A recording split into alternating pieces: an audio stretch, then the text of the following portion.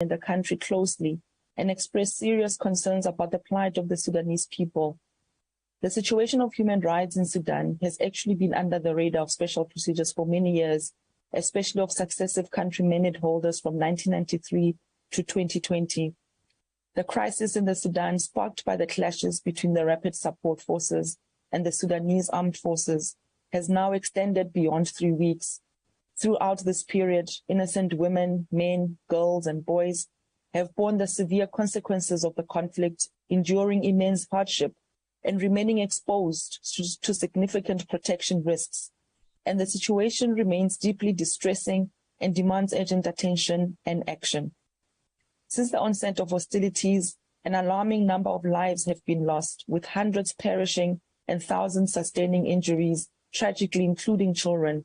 The dire consequences of this crisis have compelled hundreds of thousands of individuals to seek refuge, while others have been forcibly displaced from their homes. Regrettably, Sudanese civilians in search of safety reportedly have found themselves subjected to egregious human rights violations, including sexual and gender-based violence, and deprived of vital necessities such as food, water, healthcare, including reproductive health, fuel, and other basic commodities. Moreover, the breakdown in communication services has added to the distressing predicament faced by those affected. Amidst this turmoil, numerous individuals find themselves trapped within densely populated residential areas of Khartoum, Bahri, Omdurman, as well as towns in Darfur and northern Kordofan.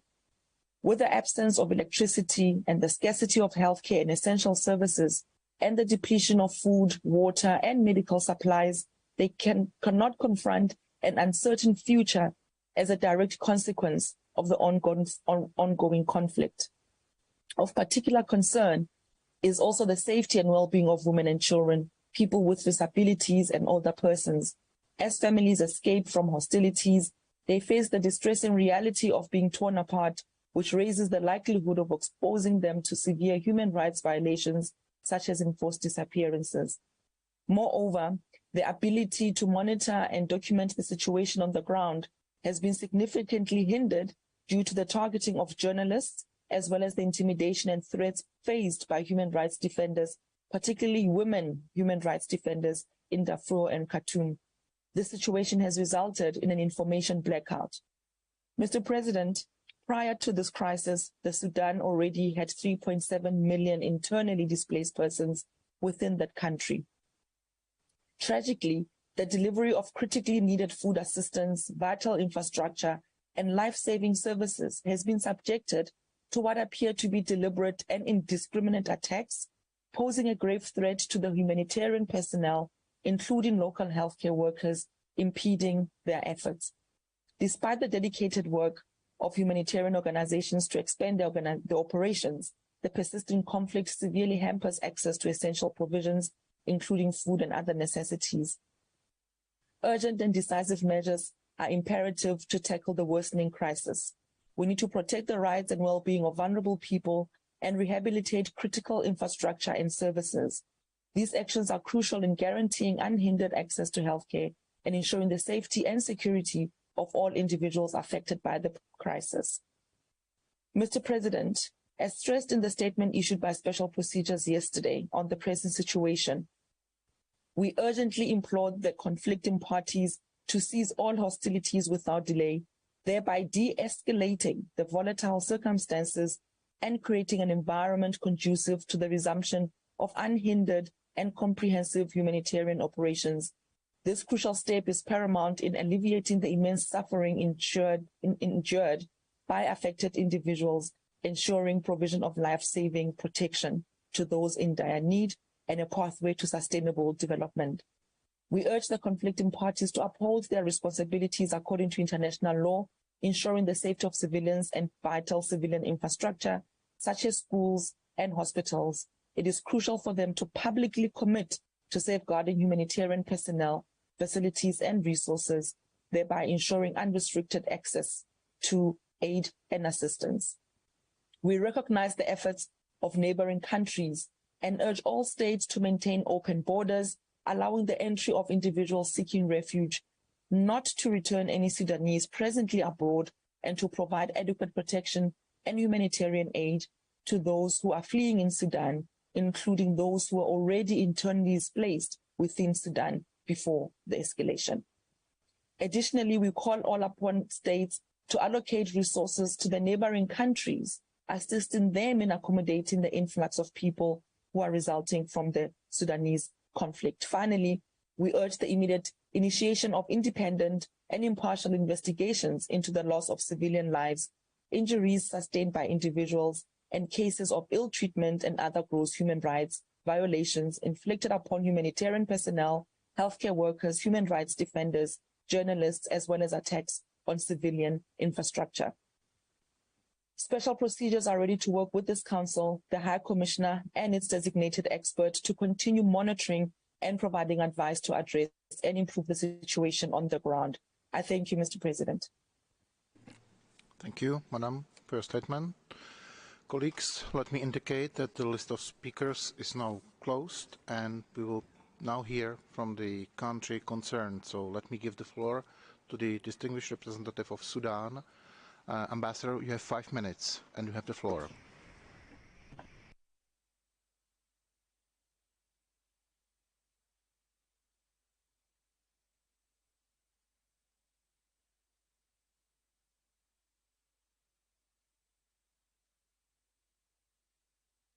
Microphone, please.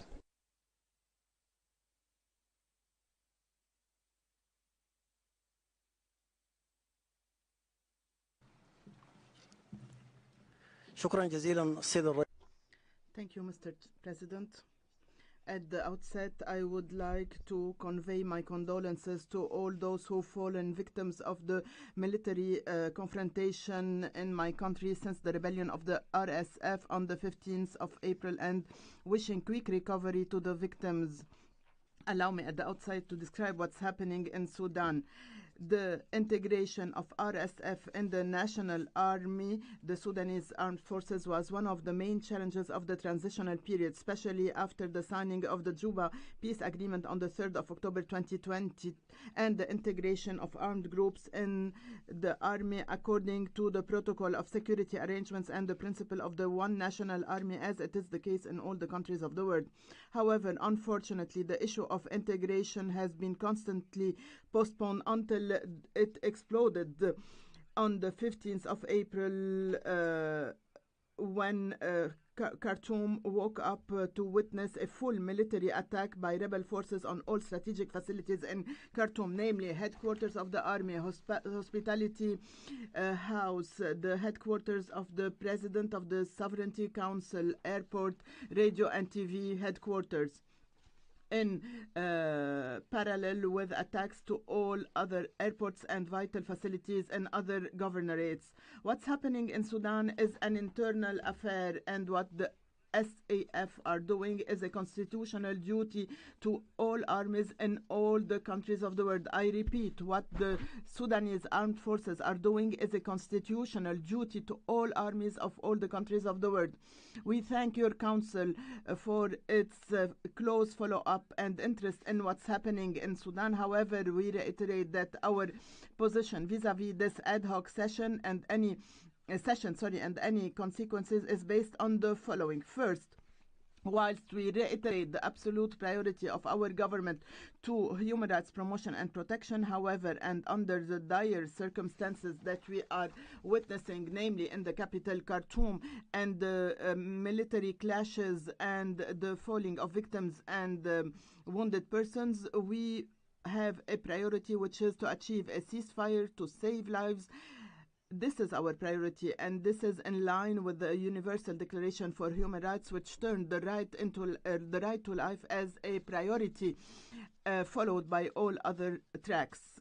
Second, there are regional efforts underway to achieve a ceasefire and the truce. You have followed the negotiations underway in Jeddah under the blessed initiative of the brotherly Kingdom of Saudi Arabia and the United States of America.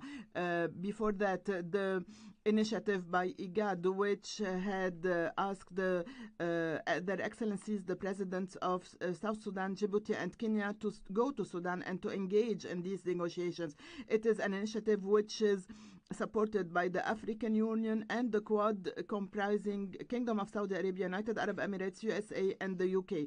This is a positive initiative which is in line with the principle of African solutions for African problems. That's why, Mr. President, we are asking to allow us more time, a greater opportunity to these inter-regional efforts without overcoming them or negatively impacting them.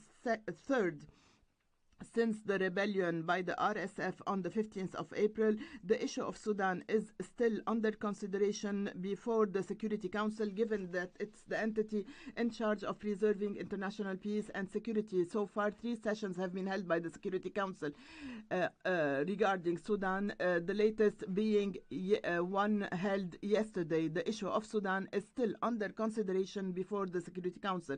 Fourth, the issue of Sudan is on the agenda of the Human Rights Council. There was a session due to be held in next June during the 53rd session.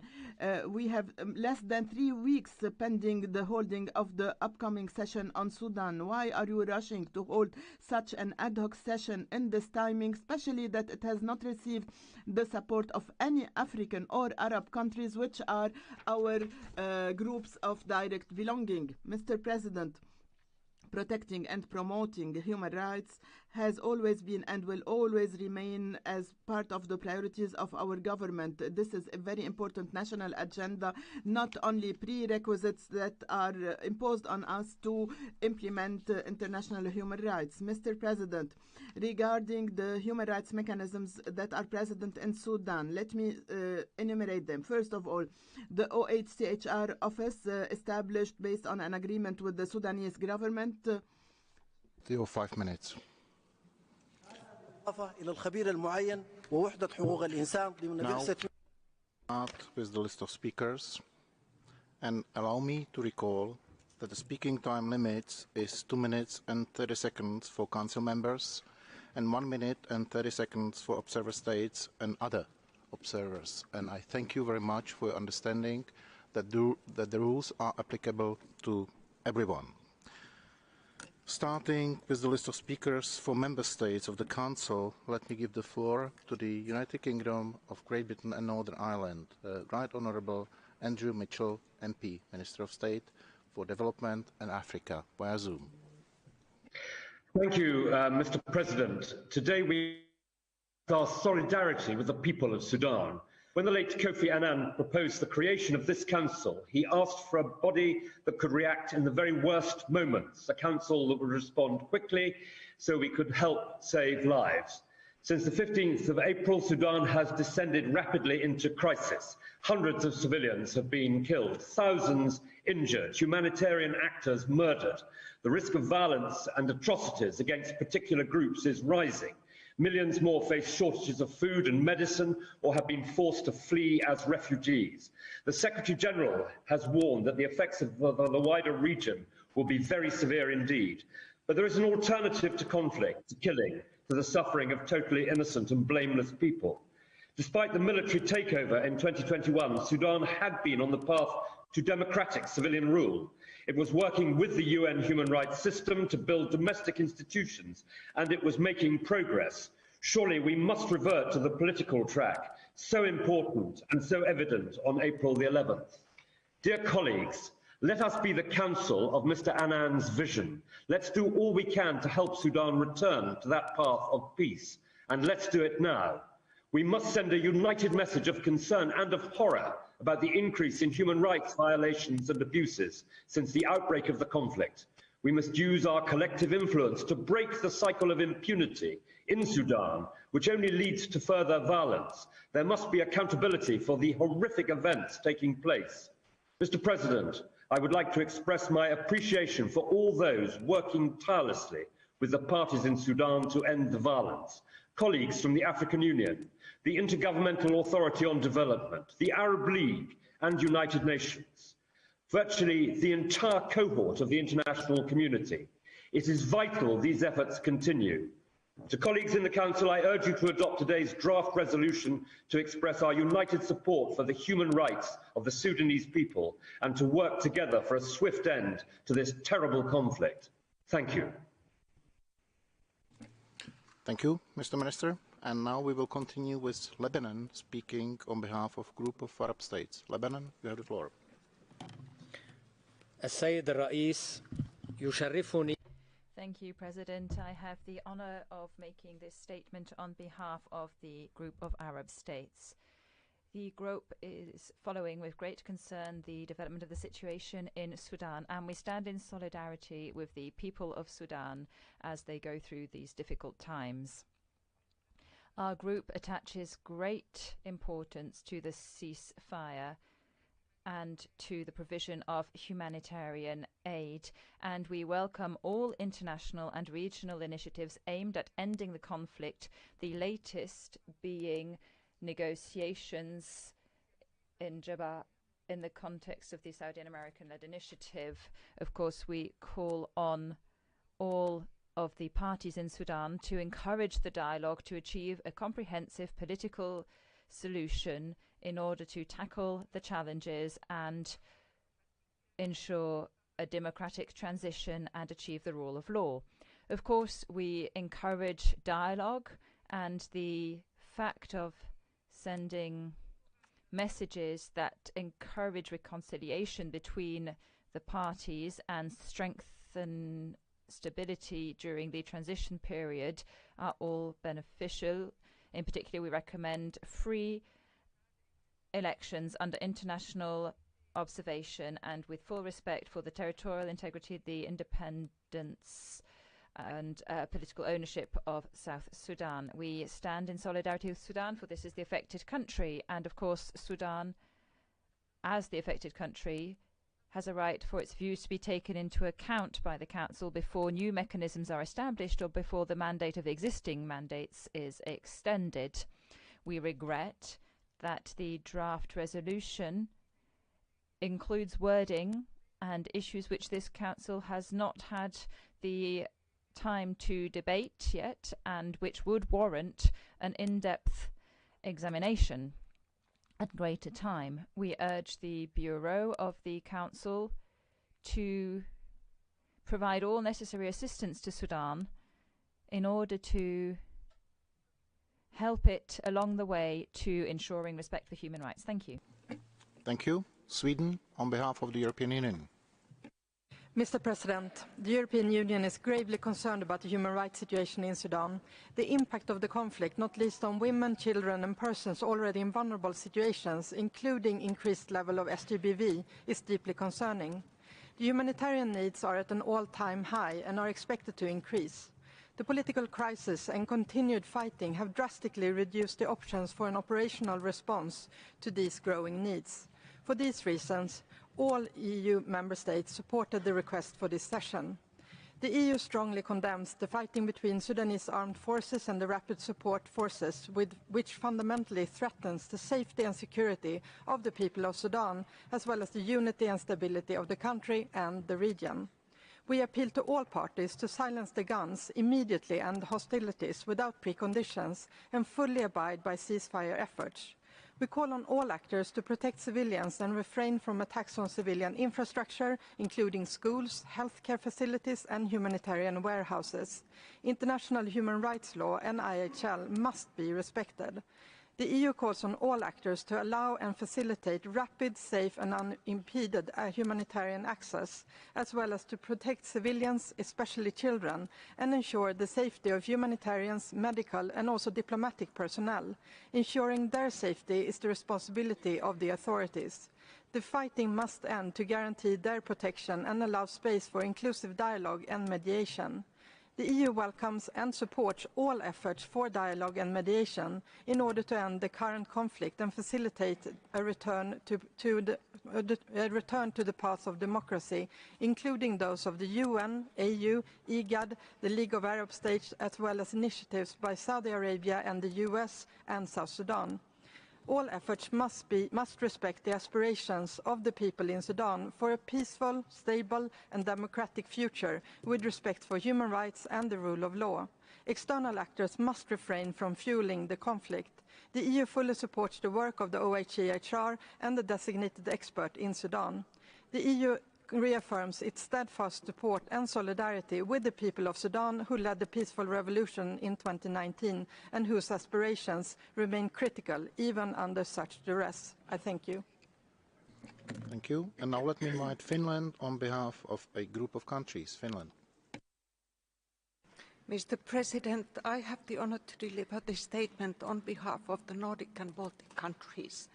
We call on the Sudanese armed forces and the rapid support forces to immediately stop violence and hostilities, commit to a ceasefire and return to a peaceful dialogue with full respect for human rights law and international humanitarian law. We call on the parties to allow and facilitate immediate return to full and unimpeded humanitarian access and for civilians to move safely.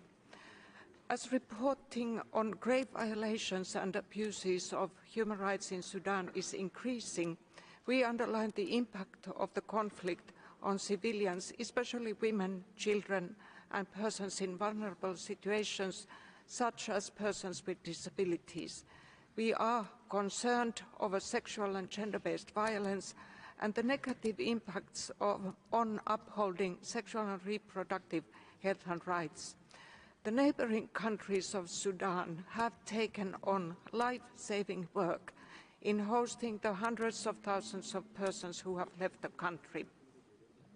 The longer the conflict continues, the more detrimental its impacts will be on everyone, particularly children. According to UNICEF, at least 190 children have been killed and more than 1,700 injured thus far. Furthermore, access to life-saving health services, including vaccination programs, as well as to water and sanitation services and to nutrition, is jeopardized. We urge all parties to the conflict to do their utmost to protect children. These children are the future of the country. Finally, we welcome the strengthening of the mandate of the designated expert and the OHCHR as proposed in the resolution. Accountability for violations and abuses of international human rights law and violations of international humanitarian law remains crucial. I thank you. Thank you. And now let me invite Oman, speaking on behalf of Gulf Cooperation Council. السيد الرئيس ألقي هذا البيان نيابة President, I am making this statement on behalf of the states of the Gulf Cooperation Council. The GCC are following with great concern the development of the situation in Sudan, and we stand in solidarity with the Sudanese people in these unprecedented and difficult circumstances. We call for calm and for restraint, and we call for dialogue and the voice of reason to prevail. We need a peaceful dialogue to ensure political stability and allow for economic recovery. We commend the negotiations taking place in Jeddah at the initiative of the US and Saudi Arabia with a view to achieving a truce and a ceasefire in coordination with the Troika and the Quatuor and IGAD. The goal is also to facilitate the supply of humanitarian aid. We also welcome regional initiatives aimed at weathering the crisis and restoring political stability and security. The countries of the GCC would like to reiterate how important it is to preserve the state's cohesiveness and that of its institutions and to respond to the aspirations of the Sudanese people. We call on the international community to encourage dialogue and political consensus between all stakeholders, and to reinforce stability during the transition period. As regards the members of the Human Rights Council, we call on them to reaffirm and respect the sovereignty, territorial integrity and political independence of Sudan. Sudan should take political ownership of the process, and its consent is essential before any mechanisms, whatever they may be, are established. By way of conclusion, the GCC states will continue to support Sudan through humanitarian aid and relief operations and evacuation operations, and we welcome the swift humanitarian aid provided by other states and international organizations as well. We call for international efforts to be stepped up to continue medical and humanitarian assistance so as to meet the needs on the ground and ensure that the situation does not deteriorate any further. We also emphasize the importance of technical assistance provided by the Bureau of the High Commissioner's Office to promote human rights in the country. Thank you. And the next speaker on my list is Germany. You have the floor. Thank you, Mr. President. High Commissioner, Germany aligns itself to the EU statement. As we convene here in Geneva today, the human rights of the people of Sudan are violated. Innocent women, children and men are running out of water and food, are left without access to health care and are losing their lives. International humanitarian law is repeatedly broken, and I do thank the High Commissioner for his clear words in this room today. It is very clear. Human rights also apply in times of conflict, and international humanitarian law must be respected. This is why, together with the core group, we have called for this special session. The high number of states supporting today's session proves one thing. The international community is steadfast in its support of the people of Sudan and their struggle for freedom, peace and justice. We do support all initiatives to restore peace. Peace is urgently needed. But let me say one thing also very clearly. Lasting peace and the respect for human rights go hand in hand. The conflict is jeopardizing the safety and security of the Sudanese people, the stability of the country and the region. The humanitarian situation is appalling. There is a clear risk of further escalation of the conflict with even more grave impacts for civilians. And Germany therefore urges all sides to immediately cease fire, protect civilians and refrain from attacks on civilian infrastructure. Access for humanitarian help is urgently needed. In 2019, the people of Sudan stood up. They toppled a dictatorship and ever since have peacefully been fighting for a peaceful future for Sudan. Two generals are crushing this aspiration right now, and Germany urges to step back from the brink and set Sudan back on tracks towards a civilian-led democratic government. Germany therefore supports the efforts of the UN, the African Union, IGAD, as well as the US-Saudi initiative for dialogue and mediation in pursuit of a return for a civilian-led transition, peace and stability. Today is the moment for us here in Geneva to act. The resolution is a call for peace, for human rights. Let us join hands together and vote in favor of peace of this resolution. We owe it to the people of Sudan. Thank you very much. And let me invite Ukraine. Thank you, Mr. President. Ukraine is deeply concerned with the developments in the Sudan in the wake of a serious outbreak of conflict, which has already left hundreds of civilians dead and thousands wounded. The escalation of violence across the country since 15 April has aggravated the already hazardous humanitarian situation. According to OCHA, humanitarian needs have reached record levels. The continuous attacks on medical and humanitarian facilities and staff have endangered humanitarian operations. Dozens of settlements have been destroyed, and thousands of people have been internally and externally displaced. Access to health care continues to be severely impacted by the conflict. My government has evacuated more than 100 Ukrainians as well as third country nationals from the Sudan in the conditions of incessant fighting, no electricity, scarce food, water and medicine. This appalling human rights situation in the Sudan needs urgent attention by the international community, including this Council. We echo the relevant messages of concern made by UN Secretary General, UN High Commissioner for Human Rights and Council Special Procedures The parties must implement an immediate ceasefire and allow the humanitarian access without preconditions. Violence, intimidation and harassment of the Sudanese people must be stopped. All perpetrators must be brought to account. We call upon all actors in the Sudan to take immediate actions to restore respect for human rights and humanitarian law, to refrain from further violations, assaults and abuses, and to begin a dialogue to resolve the crisis. We support all relevant international mediation efforts in this regard. Ukraine underlines the importance of the Council's proper response to the evolving human rights situation in the Sudan and fully supports the draft resolution under consideration. This Council action is needed to put an end to the sufferings of the Sudanese people who crave for a just peace. I thank you. Thank you. And now let me invite Paraguay. Gracias.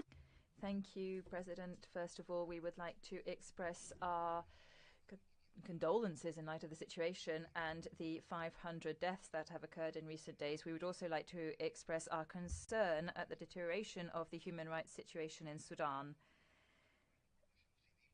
Once again, it is the civilian population that is bearing the brunt, especially in light of the indiscriminate use of explosive weapons in urban areas that have cost the lives of civilians and damaged infrastructure and left millions without access to essential goods and services. Therefore, we call on all parties involved to work hard in order to immediately cease the violence and, above all, to respect the life of civilians and cease the use of indiscriminate weapons in populated urban areas. We urge the authorities of Sudan to honour their commitments and fulfil their duty of protecting people's lives and to ensure the swift carrying out of transparent, objective and impartial investigations when the time comes. President, over the last few weeks, Sudan has shown that there is a need to strengthen international scrutiny over the situation on the ground, and it is essential to adopt measures to deter violations against the civilian population and to ensure that the perpetrators are brought to justice. The serious situation described both by the Secretary General and by the High Commissioner, Mr. Turk, have driven my delegation to supporting the convening of this special session on the understanding that this council is the appropriate space for tackling reports of human rights violations. We believe that the African Union also has a role to play in this difficult situation and that other UN agencies will also do the job that falls to them, such as the Security Council. We must ensure that there are concrete responses that are provided to help the victims of human rights violations who continue to wait for a response from the international community. Finally, President, Paraguay is confident that the mechanisms established by the universal human rights system has the necessary tools for achieving the goals for which we states agreed to establish this Human Rights Council. Thank you very much. Thank you. And now I would like to invite Argentina. Gracias, Presidente. Thank you, President. The UN Secretary General and its Special Representative, as well as the High Commissioner for Human Rights and the UN agencies, the ICRC, have all been very clear in expressing their concern about the human rights and humanitarian situation in Sudan. They report attacks by the warring parties against civilians and civil infrastructure, including schools and hospitals. This has led to desperate shortages of food, water, electricity, fuel, and limited access to medical care. Against this backdrop, we are concerned by the thousands of wounded and hundreds of dead, the increase in the levels of sexual and gender-based violence, restrictions imposed by the warring parties on humanitarian aid, and attacks against humanitarian workers. We are also concerned by the attacks against installations and members of international organizations, as well as civil society organizations and the diplomatic community. Such violence must cease immediately, and we urge all parties to the conflict to fully respect human rights and international humanitarian law, and to allow immediate and unhindered access for humanitarian aid and to protect civilians. Sudan, as a member of the Human Rights Council, has the obligation to maintain the highest standards of promotion and protection for human rights. We urge the government of Sudan to continue and strengthen its cooperation with the human rights expert in Sudan, with the African Union, with the Intergovernmental Authority for Development, the African Commission on Human Rights and the Rights of Peoples, and the League of Arab States, as well as the special procedures of the Human Rights Councils and all UN treaty bodies. We urge the parties to the conflict to immediately cease hostilities, to abide by a ceasefire, and to return to the process of transitioning to a civilian-led government. It is vital to contribute to ensuring that this council has all the requisite elements for providing assistance to Sudan and helping Sudan to comply with its international humanitarian and human rights obligations, which is one of the key goals of this session. Thank you. Thank you, Excellency. Now let me invite Cameroon. Merci, Monsieur le Président. Thank you, President. Cameroon is deeply concerned by the current crisis situation in Sudan. My country is distressed by the unspeakable suffering of the people of Sudan as a result of this renewed tension. My country calls for an immediate ceasefire and a peaceful resolution of the crisis. We call on the belligerents to create conditions for humanitarian assistance to be properly deployed in the country in order to help those who are suffering and in distress. Cameroon also welcomes the willingness of the Sudanese authorities in power to engage in dialogue and cooperation with the UN human rights mechanisms. We encourage them to persevere in this way in order to definitively restore peace and coexistence in the interests of Sudan's development. Furthermore, my country commends all initiatives aimed at bringing peace to Sudan, particularly within the United Nations and regional initiatives led by IGAD under the auspices of the African Union, the Arab League, and many others. In this regard, Cameroon welcomes the action of the Office of the United Nations High Commissioner for Human Rights, its interest and its strong involvement aimed at protecting people and preventing human rights violations. However, my country believes that in its human rights promotion dimension, the OHCHR should place emphasis on strengthening the rule of law and promoting democracy, because the resurgence of crisis reflects a democratic deficit. Finally, my country believes that the resolution that this special session must sanction must send a message that promotes peace and reduces hatred in Sudan. It must therefore be balanced and consensual and take into account the expectations and hopes of the population, which is the main target of all the human rights violations going on. Thank you. Morocco. شكرا سيد رئيس. بدء يتم في المملكة المغربية. Thank you, Mr. President. At the outset, we commend the efforts by the Brotherly Republic of Sudan in dealing in a serious and fruitful interaction with the OHCHR, Human Rights Council, and special procedures. We also support our solidarity in absolute terms with the Sudanese people, and whilst we regret the tragic situation in this brotherly country,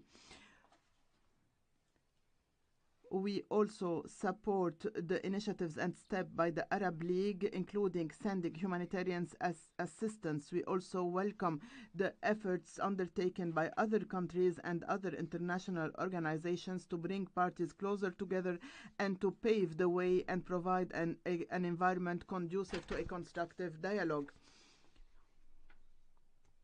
We hope that we will be able to preserve the territorial integrity and national sovereignty of Sudan, to preserve the wealth of its people by returning to the voice of wisdom and the peace process to find a solution to the crisis in Sudan, and to pave the way for a new era which fulfills the aspirations and hopes of the Sudanese people and contributes to preserving security and stability in this country. At the same time, we insist on all parties to immediately cease all form of military clashes. Finally, Mr.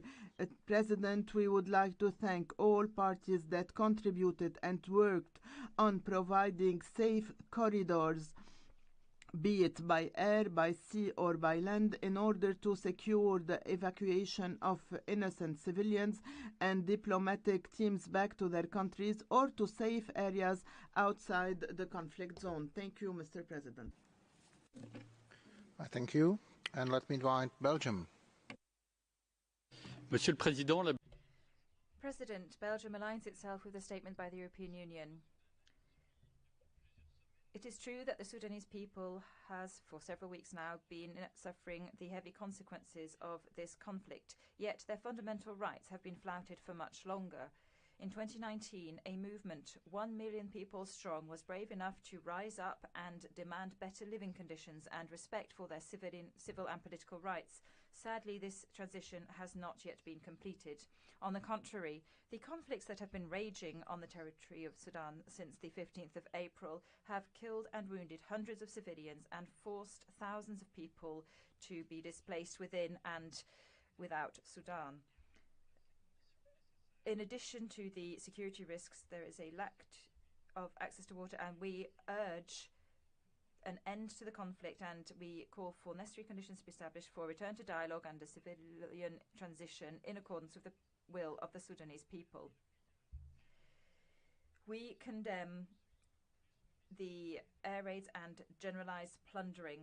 The longer the combats go on, the higher the risks of the situation turning into a civil war with serious regional repercussions. We are therefore glad that the Security Council and regional actors stood united in their opposition to the conflict. We support all mediation initiatives that are regionally anchored. That, however, does not exclude the urgent need for this Council to respond to the grave human rights situation in Sudan. The lack of respect for human rights will contribute to further exacerbating the situation and will make a sustainable solution ever harder to achieve. Finally, we welcome Sudan's cooperation with the Human Rights Office both in Khartoum and elsewhere. We believe that in light of the current crisis, it is only logical to strengthen the support for the independent expert on human rights so as to prevent fresh violations of human rights. We call on all members of the Council to support the Sudanese people, to maintain the unity of the international community, and to approve this resolution by consensus. Thank you. Merci à vous. United States of America, you have the floor. Thank you, Mr. President, and I thank the High Commissioner for his sobering remarks. They are a stark reminder of the terrible human toll this latest conflict has had on the people of Sudan. Hundreds of civilians are dead and thousands wounded. Countless more have been suffering for weeks, unable to leave their homes for food, water, fuel, medicine, treatment, or to check on loved ones. They live in constant fear, fear of the next bomb dropped, the next bullet fired, the next knock at the door. To the people of Sudan, I say we stand with you and for you. We will not give up on you, nor will we turn away. We cannot let the people of Sudan lose hope. It was this hope that inspired us in 2019 when the people rose to reclaim the destiny of Sudan after decades of misrule. The people of Sudan deserve better. It is our responsibility to listen, to amplify their voices, and to push for peace. At the same time, we must demand full respect for international human rights law and international humanitarian law, and that parties to the conflict respect and protect civilians, including humanitarian personnel. We certainly should all agree that any attack or threat against humanitarian and health workers is unacceptable. I am horrified and deeply concerned by reports of targeting of hospitals and healthcare providers, forced recruitment of children, and gender-based violence, including conflict-related sexual violence. We acknowledge those who say the world should wait longer to address the human rights and humanitarian aspects of this tragedy.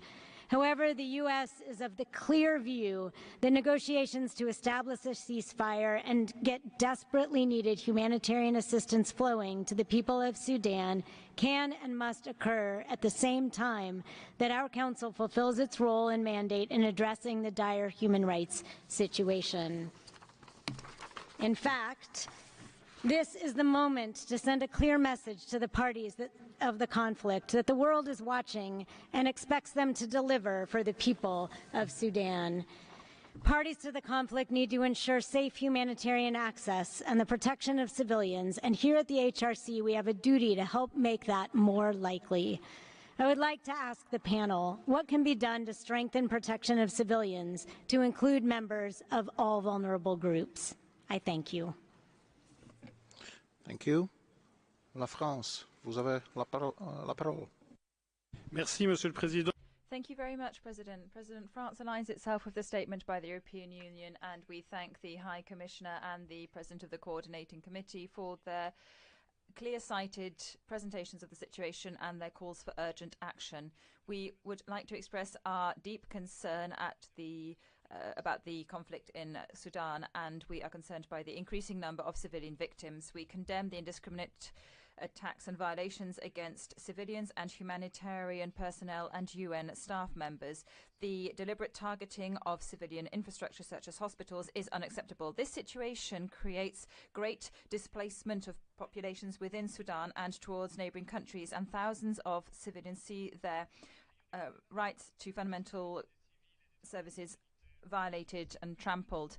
Access to humanitarian aid must be immediate and unhindered. We call on the Sudanese forces to not take part in the fighting. We commend the efforts by the United Nations, the African Union and several countries in the region, including South Sudan and Saudi Arabia, as well as IGAD, the Arab League and the United States. Efforts all aimed at achieving a ceasefire and an end to the hostilities. Only dialogue can ensure respect for a permanent ceasefire and inclusive political negotiations so as to find a way out of the crisis. President, the holding of this extraordinary session is a clear signal from the international community. Respect for human rights and fundamental freedoms and the protection of civilians, the return towards lasting peace, all go hand in hand. In this context, we call for the protection of journalists and human rights defenders to be respected.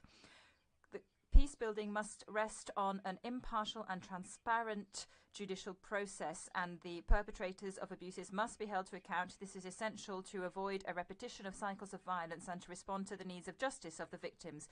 That is why we co-sponsor this resolution, which seeks to strengthen the documentation of the abuses that are being committed, and we also call for the 2019 processes to be pursued so as to re-establish democracy. France will provide exceptional humanitarian assistance for this crisis, and at the request of support from neighbouring countries, which, and we commend this, are welcoming civilians fleeing the conflict. Thank you very much. Now let me invite Malaysia. Mr. President, Malaysia is following closely the situation in Sudan. We remain deeply concerned over the continued fighting in Sudan and strongly condemn the hostilities which have caused destruction of properties and loss of innocent lives. Thus far, the conflict has resulted in hundreds of civilian casualties and tens of thousands more have been displaced. We are concerned that a prolonged conflict will only lead to further suffering for the Sudanese people. Malaysia is of the view that the immediate priority for the situation in Sudan is to end the violence and instability in the country. Therefore, Malaysia believes that inclusive dialogue and negotiations are the only means to restore peace and stability in Sudan. We urge both parties to engage in meaningful dialogue while safeguarding the interests of the Sudanese people, to ensure ceasefire and to work towards a peaceful resolution. Malaysia commends Saudi Arabia's efforts in facilitating peace talks to reach immediate and lasting ceasefire in Sudan. In this regard, we welcome the ongoing pre-negotiation talks between the representatives of the Sudanese Armed Forces and the Rapid Support Forces mediated by Saudi Arabia and the United States in Jeddah. In this regard, Malaysia stands ready to support regional and international mediation efforts to return Sudan to the path of peace. Mr. President, Malaysia is deeply concerned with the dire humanitarian conditions in Sudan, including food shortages, as well as limited access to healthcare, transportation, communications, and other basic necessities. Therefore, we underline the need for establishment of humanitarian corridors and unimpeded access to humanitarian assistance into and throughout Sudan. We urge all parties to grant access to humanitarian aid and medical supplies and fully comply with their obligations under international humanitarian law and international human rights law. As the situation remains volatile, we urge all parties in Sudan to prioritize the safety and security of civilians, including the vulnerable groups. We also call on all parties to allow a safe evacuation process for foreign citizens. Malaysia would like to take this opportunity to thank all parties involved in the safe evacuation of 33 Malaysians and 27 other citizens, especially Saudi Arabia, the UAE and Pakistan. Finally, Malaysia remains in solidarity with the people of Sudan and will continue to support efforts towards finding a peaceful and amicable solution to the ongoing conflict. I thank you. Thank you. Czech Republic. Thank you, Mr. President. The Czech Republic aligns itself with the EU statement. The Czech Republic is deeply concerned by the recent outbreak of violence in Sudan. The human rights situation in the country is catastrophic. We don't know yet how many persons have been killed and wounded during the ongoing conflict. The numbers will be high. We are worried that it will be many more than the reported hundreds of victims. We are concerned that the current situation might evolve into a long-term conflict affecting the whole country. We call on the Sudanese armed forces and the rapid support forces to immediately stop the fighting and respect the ceasefire. The situation in Sudan cannot be solved by an armed conflict. Access of humanitarian aid must be facilitated. Civilians must be protected. It is unacceptable to conduct attacks on schools and healthcare facilities in the armed conflict. The situation is showing us the fragility of states in democratic transition. Just a few years ago, we expressed our support to the efforts of the transitional government to improve the human rights situation in Sudan and to lead Sudan to democratic elections. It is unfortunate that the positive developments in the country were stopped by the 2021 coup, and only 2 years later we are witnessing these hostilities. For these reasons, the Czech Republic has supported the submitted resolution, and we hope it will be adopted by consensus. I thank you. Thank you. And now let me invite Montenegro. Mr. President, Montenegro shares serious concerns about the grave human rights situation in Sudan, exacerbated by the outbreak of the conflict between the Sudanese armed forces and the Rapid Support Force on April 15. A significant escalation of violence has already led to the death of hundreds of civilians and injuries to thousands, including children. The ongoing fighting is also plagued by the increased levels of sexual and gender-based violence, mass displacement, and destruction of property and civilian infrastructure. The outbreak of hostilities has further increased food insecurity and threatened access to vital life facilities, including education and healthcare services, water and sanitation. It has deteriorated the already dire situation of millions of people, approximately a third population, in need of humanitarian assistance. Overall, heightened violence in Sudan threatened the safety and security of its people, as well as the unity and stability of the country. Any further escalation of the conflict could be devastating for the country and efforts to restore the civilian-led transition towards democracy as the only path to freedom, peace and justice for all Sudanese. These reversing developments also risk regional destabilization. We strongly condemn the ongoing fighting and all relating reported violence and abuses of human rights and violations of international humanitarian law by all parties to the conflict across the country. We join the common appeal to all parties for immediate cessation of hostilities without preconditions and full respect for the ceasefire efforts. We further call on all actors to allow and facilitate swift and unimpeded humanitarian access to and evacuation of civilians, as well as to protect them and assure the safety of humanitarian, international and diplomatic personnel. Montenegro extends its full support to all ongoing efforts aimed at backing dialogue and mediation towards returning to the path of democracy. For all these reasons, Montenegro supported the core group's request for convening the special session on the human rights impact of the ongoing conflict in Sudan. We thank the core group for its constructive engagement during the consultation on the tabled resolution on this matter and call for its adoption. Montenegro reiterates its staunch support and solidarity with the Sudanese people and shares their hopes and aspirations for achieving lasting peace, stability, justice and democracy. I thank you. Thank you. And now let me invite the delegation of China.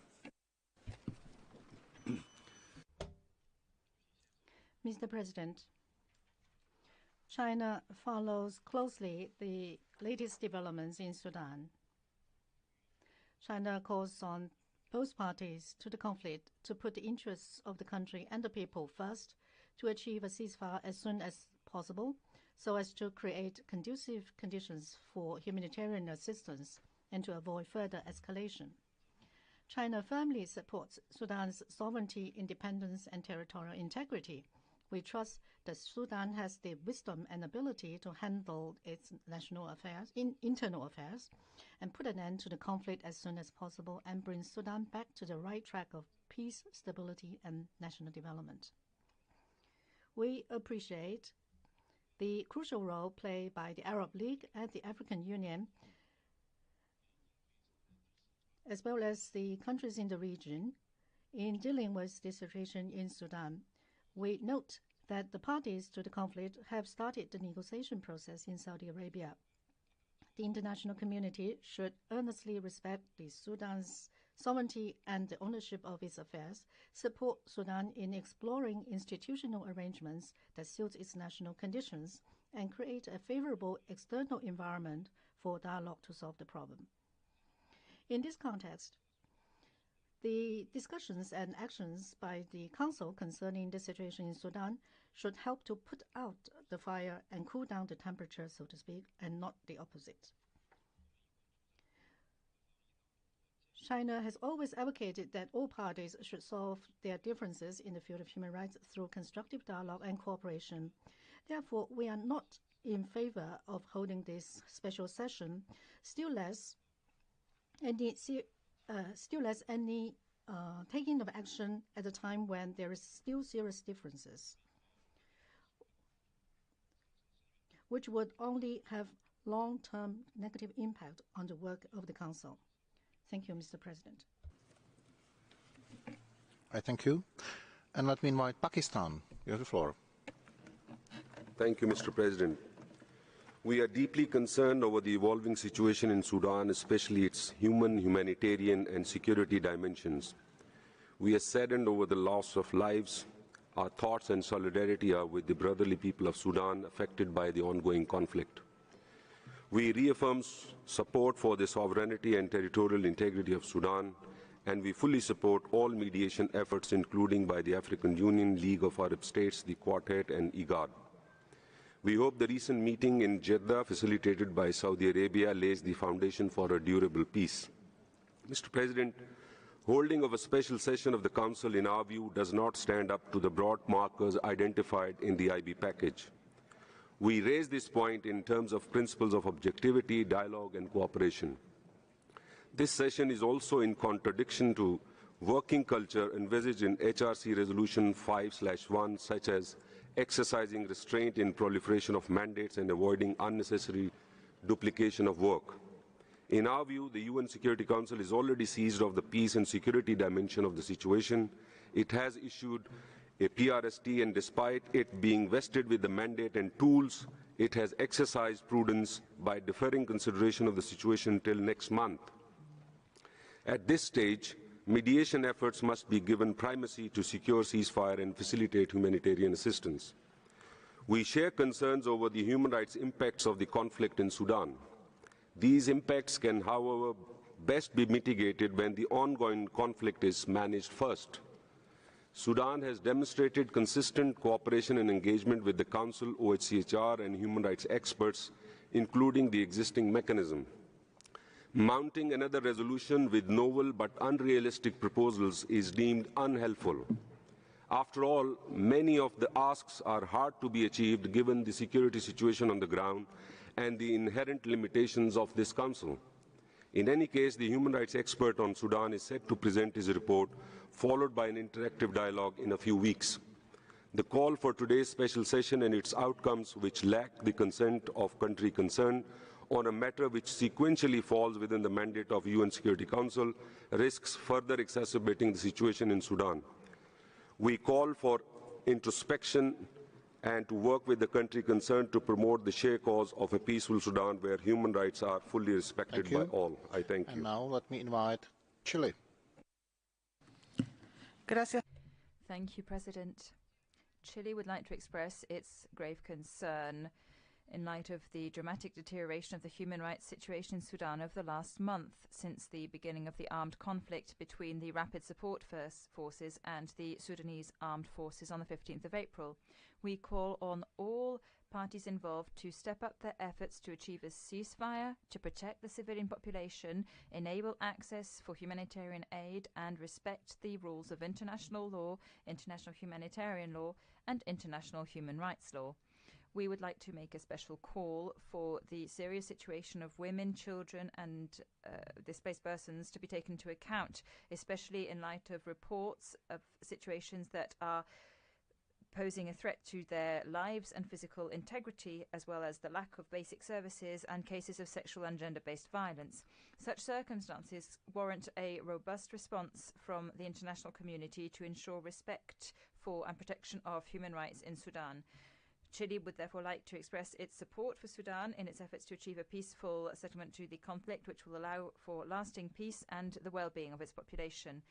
Therefore, we would like to highlight the constructive role of international organizations in this process, in particular the Office of the High Commissioner for Human Rights and the special procedures under this council, which can, of course, work along with other UN agencies and regional mechanisms such as the African Union and the Arab League. Thank you very much. Thank you. And the next speaker is Mexico. Gracias. Thank you, President. Mexico would like to express its concern about the deterioration of the humanitarian and human rights situation in the Republic of Sudan. The information about the situation on the ground shows that there is an urgent need for there to be an in-depth discussion within this council, which is why my country supported the convening of this special session. Mexico recognizes the efforts made by national, regional and international actors in order to put in place a ceasefire and an end to the conflict. However, in light of the current situation, my country would like to call on all parties to the conflict to immediately cease hostilities and to find a negotiated solution and to resume the process of transition, which will allow for the full implementation of international human rights obligations and obligations under international humanitarian law. Sustainable peace, as well as safeguarding human rights, in particular for vulnerable groups, must be the priority. In light of the information received about the human rights situation in the Republic of Sudan, we have carefully analysed the resolution which is being presented today. We are glad that a progressive approach of existing mechanisms has been adopted. This is something that my country has repeatedly called for within this council. That said, my country would like to highlight that the emergency of the humanitarian situation or human rights situation in a given country or region should not mean this council must adopt resolutions that leave aside the establishment of a constructive dialogue with the state concerned, including elements such as its concerns or priorities. Failing to do so not only reduces the effectiveness of proposed mechanisms, but also jettisons the spirit of cooperation and respect which should prevail as the guiding thread in this Council's actions to ensure that states can fulfill their human rights obligations and obligations under international humanitarian and human rights law. Thank you. Thank you. And the next speaker on my list is India. Thank you, Mr. President. India has long-standing friendly relations with Sudan and its people. Over the years, India has emerged as a development partner of Sudan and has assisted Sudan in implementing several projects through grants and concessional lines of credit, doing capacity building and providing humanitarian assistance. We are closely monitoring the complex and evolving security situation in Sudan. We are concerned over the loss of civilian lives, injuries, and destruction. The conflict has also negatively affected the enjoyment of human rights by people of Sudan. We have been coordinating closely with various partners for the safe movement of those Indians who were impacted by the conflict and wanted to be evacuated. And we have been able to safely evacuate about 4,000 Indian nationals, as well as nationals of other countries from Sudan, in coordination with our partners. India has been consistently underscoring the importance of mutual trust, engagement, dialogue, and reconciliation to resolve the conflict in Sudan. We have urged all sides to exercise restraint and work together to build trust and confidence, which would pave the way for dialogue and transition towards a civilian-led government. Peace and stability in Sudan is of utmost importance for India, for the entire African continent, and for the world. Mr. President, India hopes to see Sudan emerge as a prosperous, peaceful, and stable country. And towards that objective, we will continue to support Sudan and its people. We remain confident that the people of Sudan will overcome the current challenges and make progress towards securing a stable and prosperous future. I thank you, Mr. President. I thank you.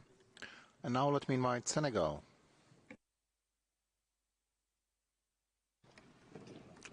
Merci, Monsieur le Thank you, President. Senegal expresses full solidarity with Sudan and its people. My delegation remains deeply concerned by the fresh outbreak of violence in some regions of the country, leading to mass population displacement, destruction of property and infrastructure, and loss of human life. This situation imperils the extensive efforts made towards peace and stability in Sudan and requires special attention from the international community. In this regard, Senegal welcomes regional mediation initiatives taken by IGAD, supported by the African Union, and a group of states including Saudi Arabia, the UAE, the United Kingdom, and the United States. We also call on the parties involved in the conflict to be fully committed to dialogue and an immediate cessation of hostilities, as well as complete respect for human rights and civilian protection, including protection of the most vulnerable. My country further calls on the Council and the international community to provide Sudan with the necessary assistance to respond to urgent humanitarian needs of conflict-affected populations and to restore security and stability throughout the territory. In conclusion, while commending Sudan's ongoing collaboration with the Council's mechanisms, Senegal reaffirms its commitment to a peaceful and lasting settlement to this conflict within the framework of constructive dialogue with the country concerned. I thank you.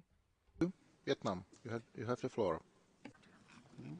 Mr. President, Vietnam shares the international community's concerns about the conflict situation in Sudan and urges all parties to cease fire, observe international humanitarian law, ensure access to humanitarian aid, and safeguard civilians and essential infrastructure vital to human life.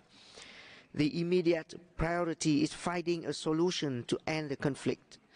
The efforts of the international community should contribute to this goal within the most appropriate security, peace and humanitarian frameworks consistent with international law and the Charter of the United Nations.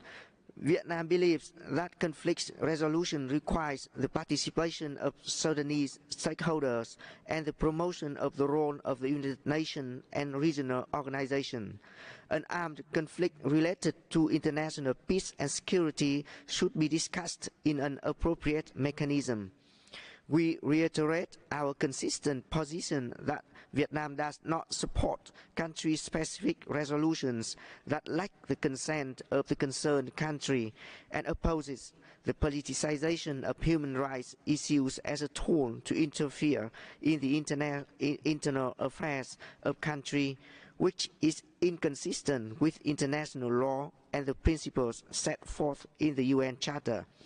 Vietnam strongly believes that the optimal way to promote and protect human rights is through genuine dialogue and cooperation. I thank you, Mr. President. Thank you. And we continue with Costa Rica. Gracias. Thank you, President.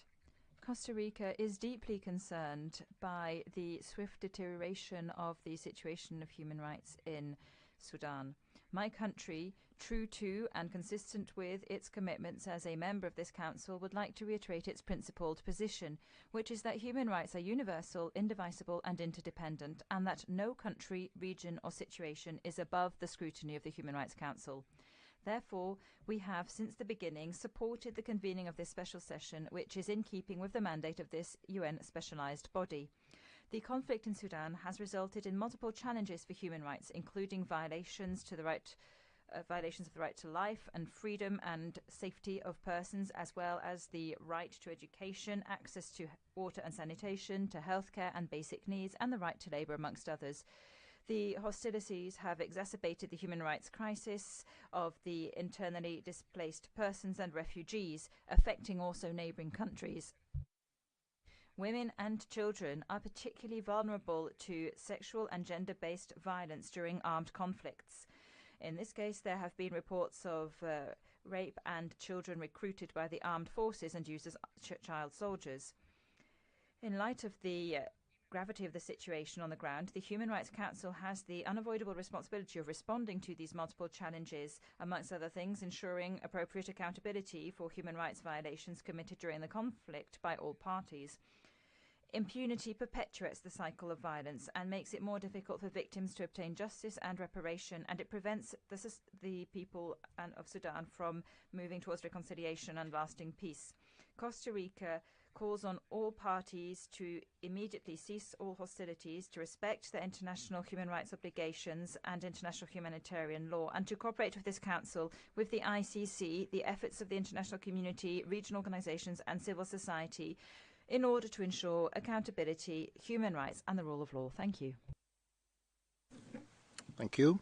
And we continue with Luxembourg. Merci, Monsieur le Président. Thank you, President. Luxembourg aligns itself with the statement of the European Union and welcomes the convening of this special session. We express our full solidarity with the people of Sudan, who have been paying a heavy price since the 15th of April, when clashes broke out between the armed forces of General al-Burhan and the RSF, led by General Dagalo. The disregard of the warring sides for the security of civilians and for IHL is flagrant. This disregard is the direct consequence of many years of impunity. As noted by the High Commissioner, the current fighting is a result of a personal tussle for power between the two generals who dismiss the legitimate democratic aspirations of the population. This council met for a special session in November 2021 to address the military coup d'etat carried out by these same two men the previous month. At the time, they had the shared goal of putting an end to the democratic transition that had followed a peaceful and popular revolution in Sudan. The humanitarian situation in the country is devastating, with hundreds of thousands of displaced and hundreds of civilians killed. My delegation joins others in demanding that the parties to the conflict fully respect their obligations under international human rights law and international humanitarian law, especially when it comes to protection of civilians. They must, above all, refrain from using explosive weapons in densely populated areas. The parties to the conflict must allow for unfettered access of humanitarian aid. We also call for protection of human rights defenders, including human rights defenders specifically, who have been threatened for their calls for peace and accountability. The time has come to place the interests of the Sudanese people at the forefront and for an undelayed return to the democratic transition, while highlighting violations and abuses of human rights, while putting an end to the culture of impunity that has led to the current conflict. This is why Luxembourg supports the resolution tabled before us, which seeks to bolster the mandate of the expert and calls on the OHCHR to keep the Council informed of the situation in Sudan. We call on all Council members to do likewise. I thank you. See, now let me invite South Africa. Thank you, Mr. President. We thank the High Commissioner for his candid yet grave statement on the human rights situation in Sudan. At the outset, allow me to express my delegation's solidarity with the people of Sudan, who have been subjected to unimaginable suffering since the outbreak of hostilities on 15 April 2023. The injuries, hurt, deprivation suffered, and the deaths of innocent civilians, including children, together with the untold damages that have been inflicted on the civilian infrastructure, is of grave concern. Indeed, the significant escalation in the conflict is serving to unleash a humanitarian catastrophe in a country which was already in a precarious humanitarian situation. This has in turn created a new wave of humanitarian challenges which are threatening to engulf the whole region. It is for this reason that South Africa joins those voices today which are urging the parties to the conflict to reach agreement on an unconditional and lasting ceasefire in order to address the dire humanitarian situation in the country. This ceasefire is an absolute and overriding priority, as it is fundamental to the establishment of humanitarian corridors necessary for unhindered humanitarian access and the evacuation of injured civilians. These corridors are also essential to addressing the rehabilitation of critical infrastructure, including water, electricity, and in ensuring civilians are able to have access to these services. South Africa therefore welcomes the talks that are currently taking place in Jeddah for this purpose, together with the ongoing regional efforts being deployed by IGAD under the auspices of the AU. These efforts will no doubt go a long way in securing the resumption of the political process through dialogue and negotiations towards the establishment of an inclusive, democratic, transitional civilian-led government which the people of Sudan have long yearned for. These regional efforts also underscore the importance of the application of the principle of complementarity and subsidiarity in ensuring that those who are directly affected by the conflict take the lead in determining its resolution. In this regard, it is important that the initiative that we undertake at the Council today serve to bolster the regional efforts to restore peace in Sudan, to resolve the conflict, as well as to stabilize the situation and silence the guns in the country. Even at this late hour, we urge this Council to speak with one voice on the situation and now let that me is invite unfolding. Kyrgyzstan.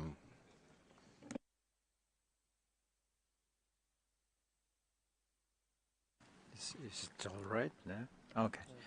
Thank you, Mr. Chairman. Kyrgyzstan hails the noble efforts of our brothers from the Kingdom of Saudi Arabia and those of the United States to restore peace and respect to human lives and human rights in Sudan. According to the reliable reports, the chances are high that today a ceasefire might be reached in Jeddah. That would allow the immediate delivery of emergency humanitarian assistance, which we believe is the most important immediate task. We believe that today's deliberations and the fact of the convening this session did already greatly contribute to the cause of reaching a ceasefire, which is crucial and indispensable for restoring respect to the human rights in Sudan. Thank you. Thank you. Now let me invite Qatar. Thank you, Mr. Chair. We would like to align ourselves with the statements of the groups to which we belong.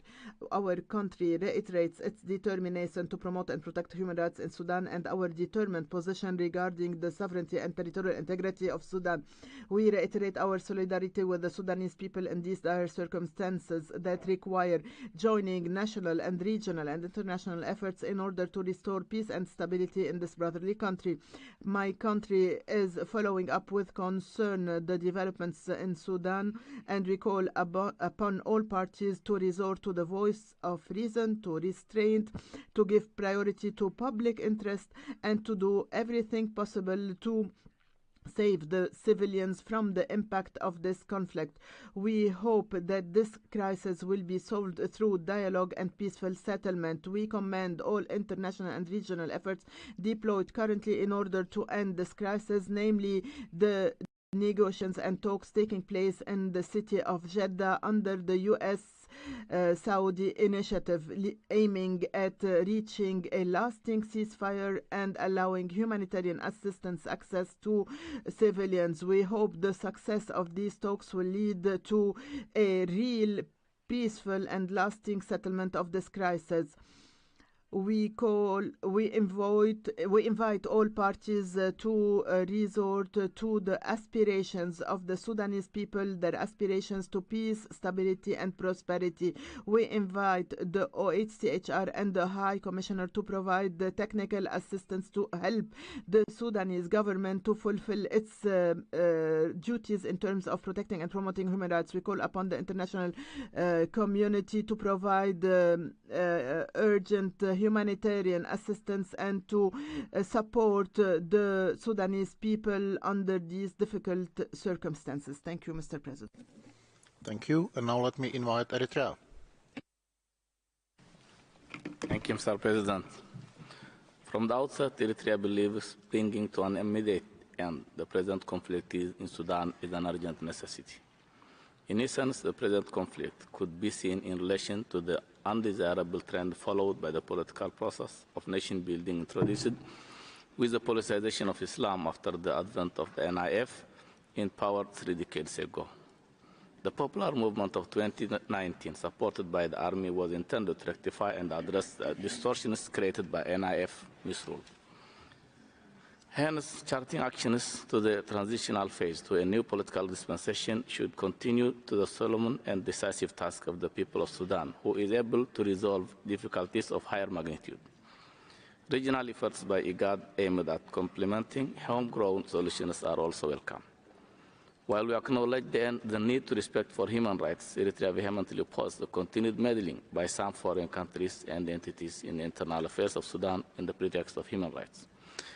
Thus, any initiative by the HRC should take the above stance into consideration and avoid politicization of human rights. Furthermore, the focus is made on addressing the root causes and solutions. It should be important to give any follow-up on the protection of human rights in the prevailing crisis through the existing established mechanism of human rights. Thank you. Thank you. And the last member speaking is Côte d'Ivoire on behalf of African states.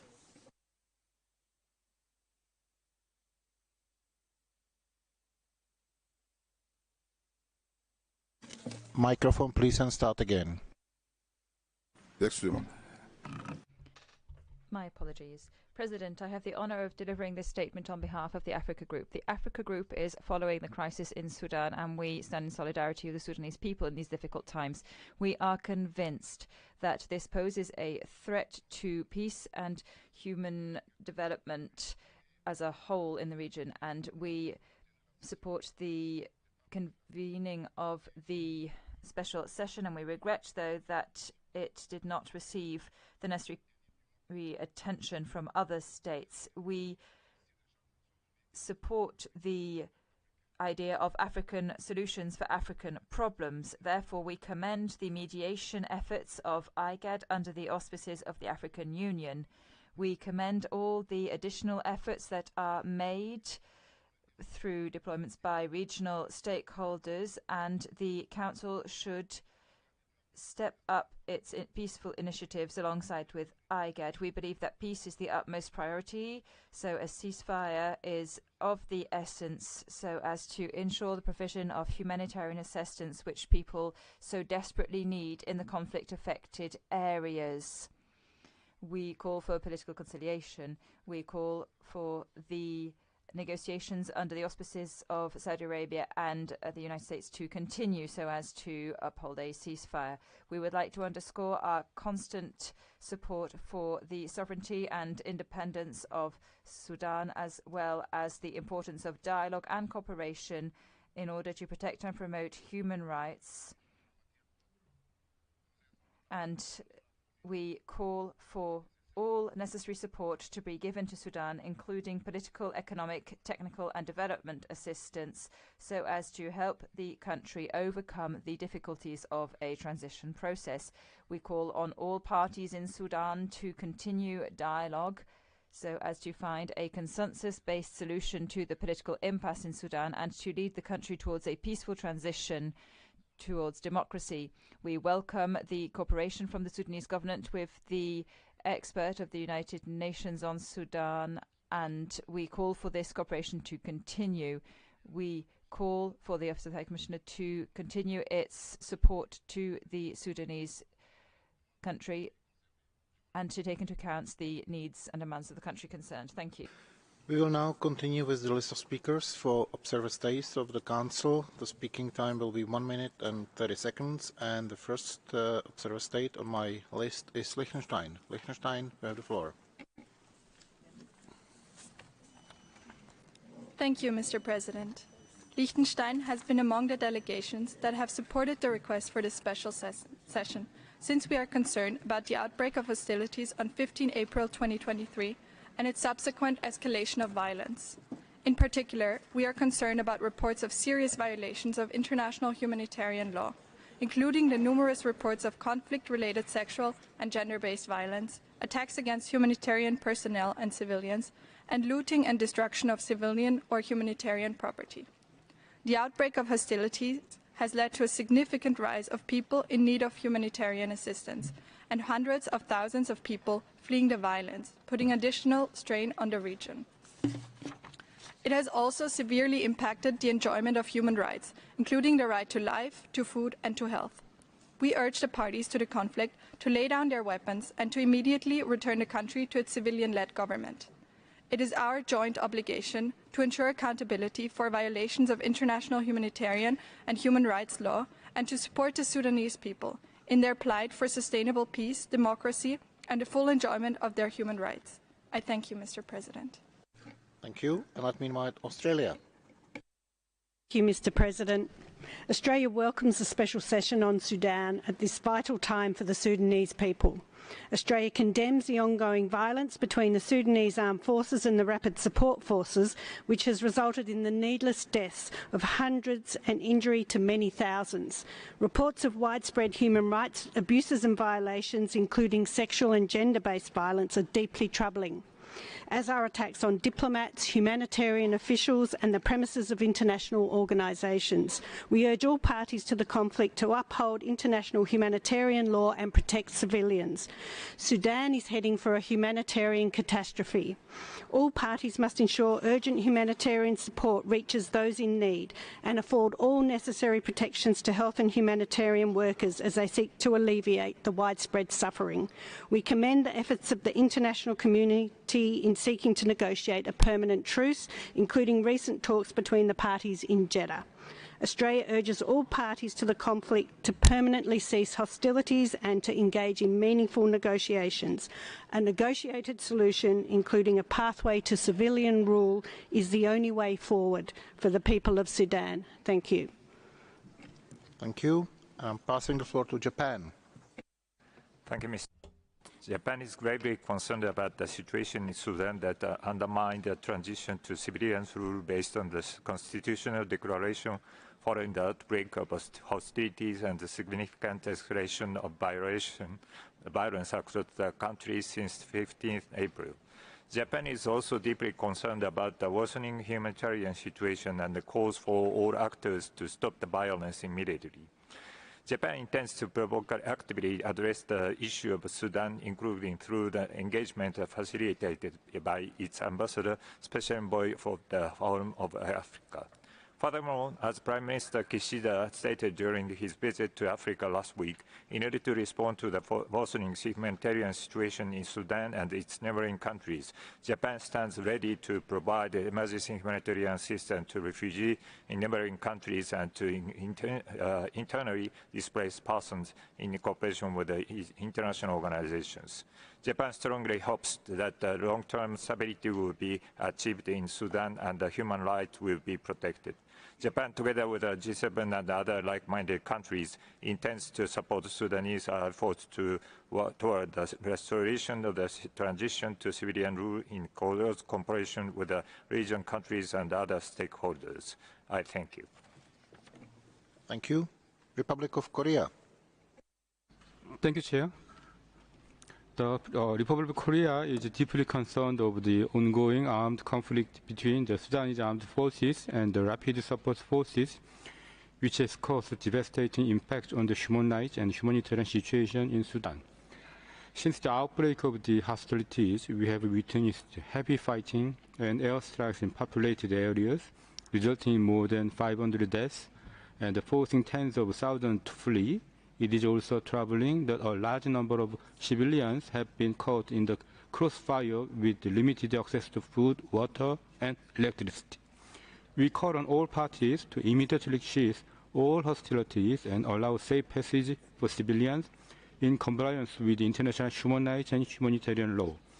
My delegation is also troubled by the tragic humanitarian situation in Sudan. The fragile security condition and attacks against aid workers continue to hamper humanitarian operations, leaving millions of people without life-saving assistance.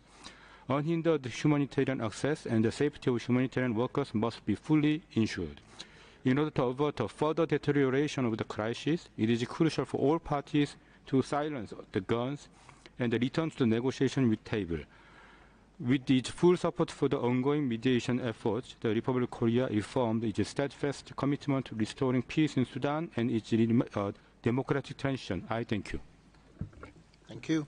Monaco, you have the floor.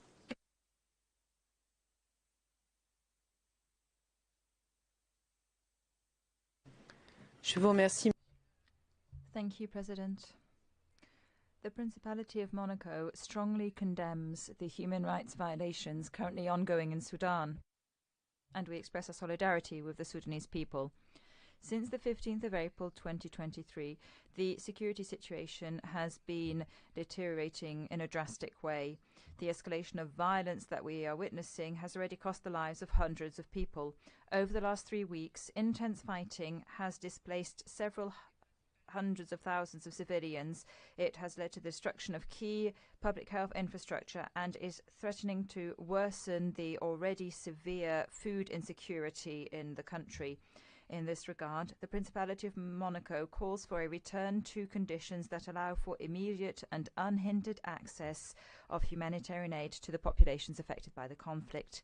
My delegation also calls on all the parties involved to put an end to the violence and to seek a political and negotiated solution so as to resume the democratic transition that was underway. In light of how serious the situation is, Monaco supported the convening of this special session and decided to co-sponsor the resolution being put before the Council. We believe it is vital to strengthen the mandate of the expert on human rights in Sudan and for the Council to be kept regularly appraised of developments in the country. Thank you. Merci à vous. Bulgaria.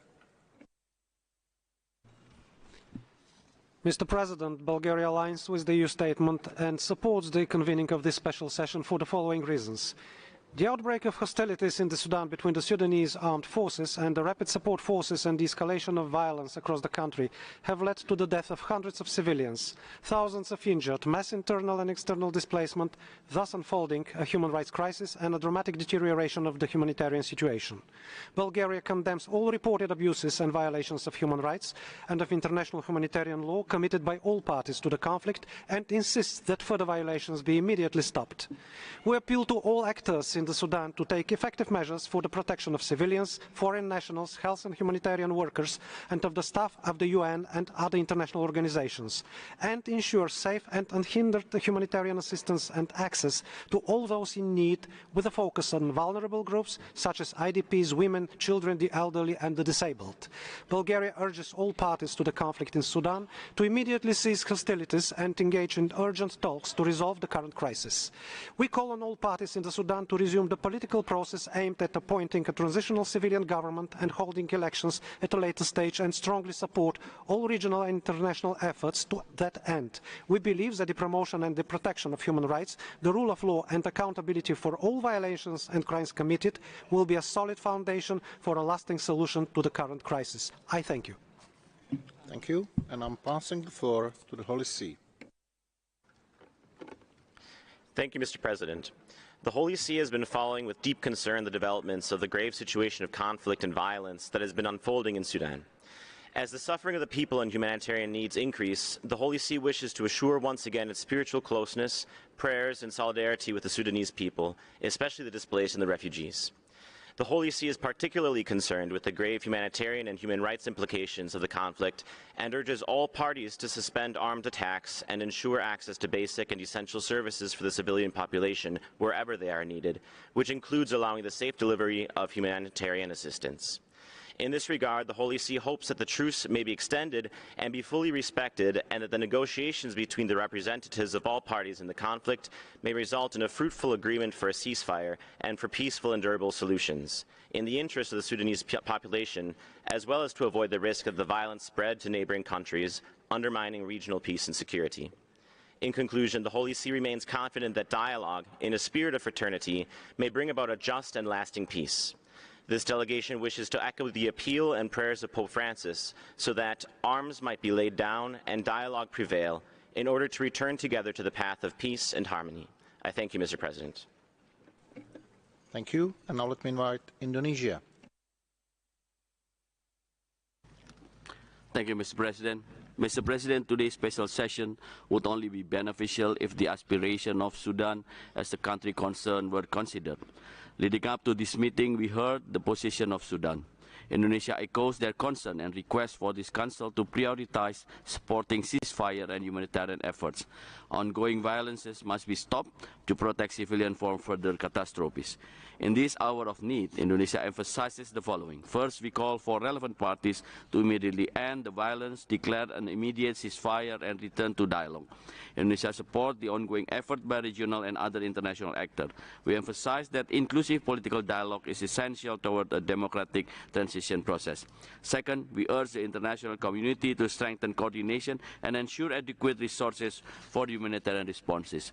The present authorities continue to ensure unimpeded and safe humanitarian corridor to deliver aid and evacuate civilians, prioritizing women and children and members of diplomatic mission. Third, we reiterate the importance to deliver technical assistance in response to Sudan needs and priorities. The Council should continuously provide capacity building in the field of human rights in support of an inclusive national reconciliation process. Indonesia stands ready to support the people of Sudan in their journey toward peace and prosperity. Thank you, Mr. Chairman.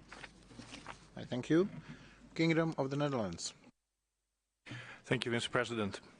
The Kingdom of the Netherlands aligns itself with the EU statement, and we thank the core group for taking the initiative for this special session on Sudan.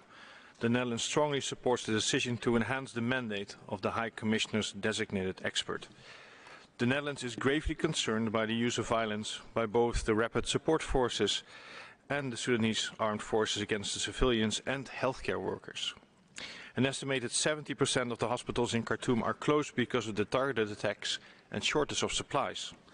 The Netherlands therefore strongly condemns these violations of international humanitarian law, preventing people from basic rights such as access to food, water and care.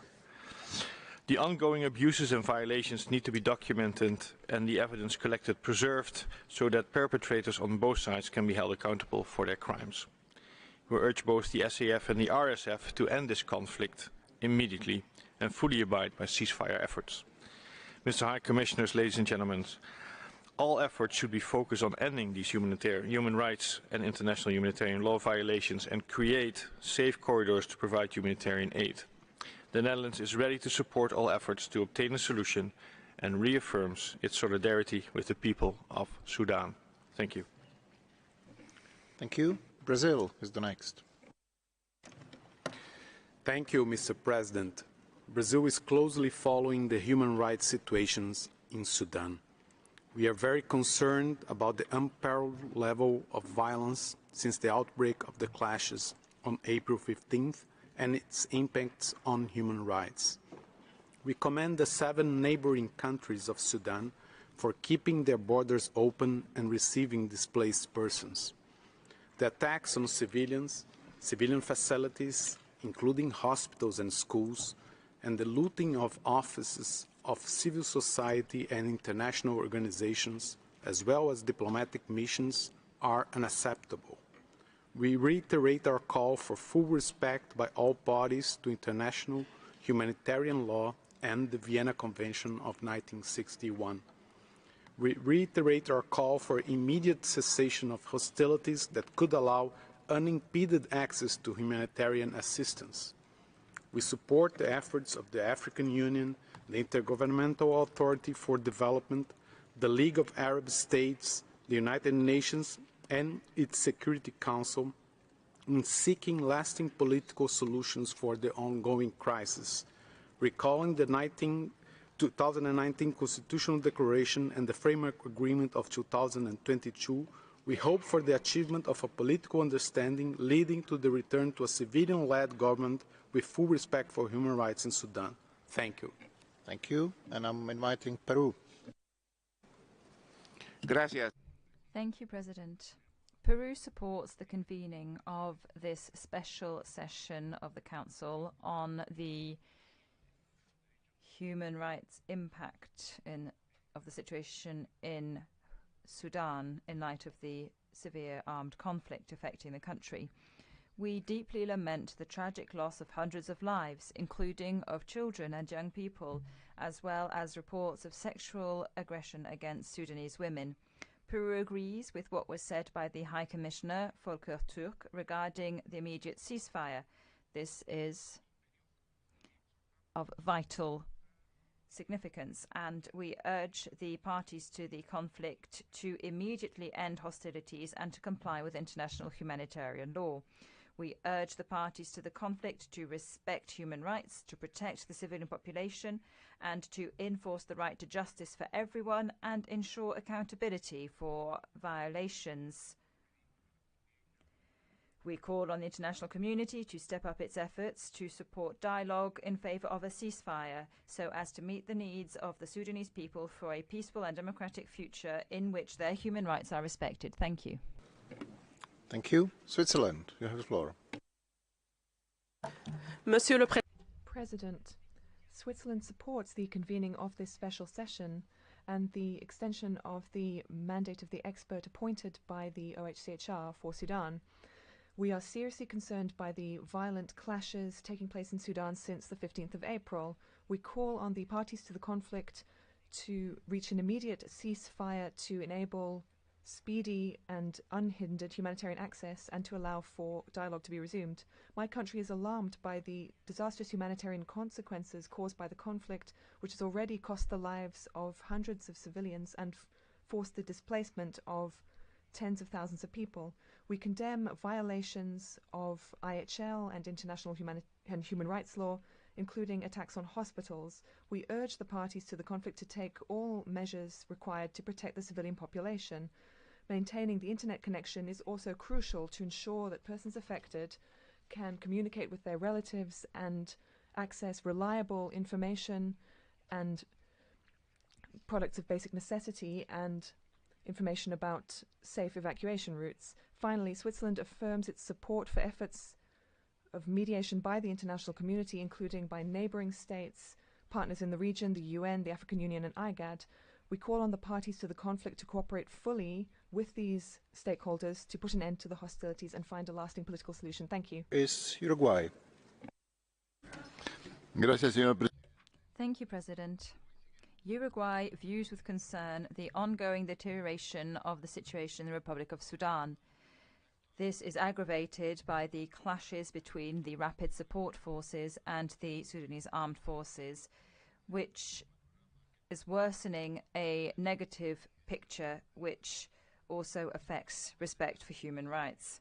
We condemn attacks against civilians and civilian infrastructure, and we are horrified by the increasing death toll and the number of wounded people and people forced to flee a context of violence and danger. We are concerned by difficulties for humanitarian assistance, as well as the continuous reports of physical and sexual violence against women and girls and boys. In light of this situation, the Council must respond. It must respond within its remit to ensure that there are no new victims. On this basis, Uruguay co-sponsored the convening of this special session. Similarly, we support the call from the High Commissioner for an immediate cessation of hostilities and for the prompt launching of investigations. We urge all of the parties involved to find a settlement for this crisis through peaceful means to ensure full respect for human rights and international humanitarian law. Finally, we urge them to cooperate with this Council and with the Office of the High Commissioner and with the appointed expert. Thank you. I give the floor to Ecuador. Thank you, President. Ecuador is taking part in this special session with great dismay in light of the violence in Sudan and the resurgence of hostilities since the 15th of April, which have triggered an alarming humanitarian crisis. We deplore all actions that are counter to human rights and international humanitarian law, including attacks against humanitarian workers and civilian infrastructure, especially hospitals and airports. We also lament the loss of hundreds of lives, including those of women and children, during the fighting between the Sudanese Armed Forces and the Rapid Support Forces. We also deplore the increase in sexual and gender-based violence. We urge for international human rights law and international humanitarian law to be respected. We call for humanitarian corridors to be established for the evacuation of civilians and for the safety of humanitarian staff to be ensured. Also, it is vital to address the critical situation of internally displaced persons in the Darfur and also of women and girls fleeing violence. Ecuador echoes the call for the parties to the conflict to immediately cease hostilities and to resume dialogue in order to resolve the crisis in Sudan in a way that is respectful of human rights and democratic principles. Finally, we believe it is vital to support regional and international efforts to return the country to a path of transition towards a constitutional order. Thank you. Thank you. And now let me invite Croatia. Mr. President, Croatia aligns itself with the EU statement. The gravity, scale and the complexity of current crisis in Sudan is manifested in a high level of civilian casualties, displacement, destruction, migration and suffering of the most vulnerable parts of the population, including women and children. Croatia strongly condemns the ongoing military attacks motivated by the struggle for power. We call upon all actors in Sudan to ensure protection of civilians, including against sexual and gender-based violence. We call upon all parties to the conflict to immediately stop the hostilities and refrain from further violations and abuses of human rights and to cease the violations of international humanitarian law. We emphasize the important role of the civil society whose peaceful struggle and sacrifice for democracy should get more prominence at the international support. Mr. President, it is imperative to ensure ceasefire, humanitarian access and corridors for the evacuation of civilians. We call upon Sudan to ensure meaningful domestic accountability for all violations and abuses. Sudan is of crucial importance for the stability of the entire Northeast Africa. The lives of millions are at stake. The worst is yet to come, it seems, and we should do our utmost to prevent it. Thank you. Thank you. And the next speaker is Bolivarian Republic of Venezuela. You have the floor. Gracias, Presidente. Thank you, President. Venezuela is concerned by the conflict in Sudan, and we deeply lament the loss of life and the difficult humanitarian situation. The convening of this special session and the resolution that is being put forward by the co-sponsors does not have the consent of the state concerned. It ignores regional initiatives currently underway in order to achieve a ceasefire and advance peace. It would be prudent to support the efforts of the Arab League and the African Union in addressing this situation with the consent of the country concerned. Venezuela believes it is necessary to support these important initiatives, which are conducive to effective protection and promotion of human rights. Once again, we call on our peace-minded diplomacy. We call for any action that might lead to an escalation to cease. My country is a firm defender of the principles and goals of the Charter, and we call for dialogue between the parties in order to preserve life, human rights, and establish stability in the country and the region. We reaffirm our firm commitment to the supreme values of peace, friendship, and solidarity between the world's nations, and we will continue to advocate a peaceful settlement of disputes on the basis of the universal principles of respect for sovereignty and non-interference in the internal affairs of states enshrined in the UN Charter. Thank you. And the next speaker is Malta. Thank you, Mr. President. Malta aligns itself with the statement of the European Union. Malta expresses deep concern regarding the current human rights situation in Sudan. We deeply regret that much of the fighting has been concentrated in heavily populated parts of Khartoum and residential areas elsewhere in the country, which has exposed civilians to death and injury. We also regret the intense clashes in several states in Darfur that resulted in considerable fatalities, injuries and heavy infrastructural damage. We are also concerned with the ensuing precarious humanitarian situation experienced by those trapped and displaced by the fighting, who are unable to access basic services, medical care, food and water. We call on both parties to the conflict to ensure respect for their obligations under international humanitarian and human rights law and the protection of civilians and civilian infrastructures such as schools and hospitals. Furthermore, we are appalled by the reports of sexual and gender-based violence and call on both parties to the conflict to take all necessary measures to take preventive measures. Malta urges thorough and independent investigations into reported violations and for those responsible to be held accountable. Finally, we call on all parties to de-escalate tensions and to put shared interest of the Sudanese people first. I thank you, Mr. President.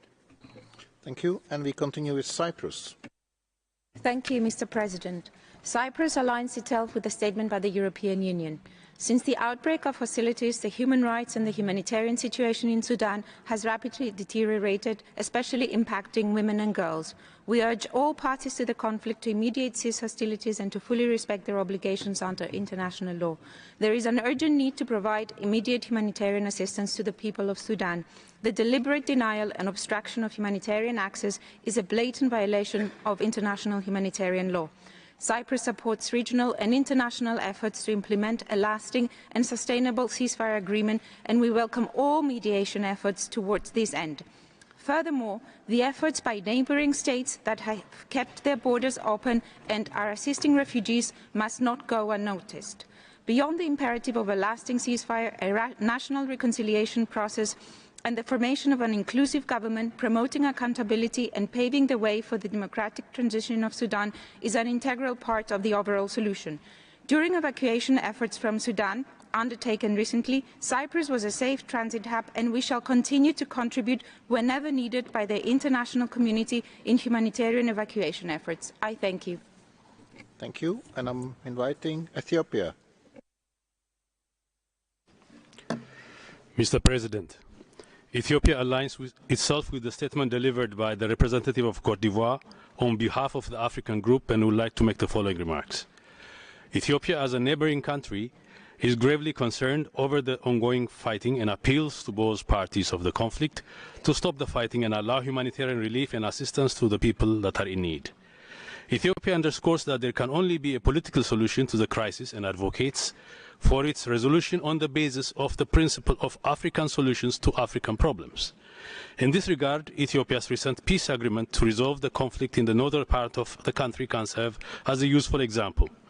Accordingly, we stress on the importance of giving priority to existing regional and continental mechanisms to resolve the crisis, namely the efforts of IGAD under the auspices of the African Union. Proliferation of initiatives and mandates is counterproductive.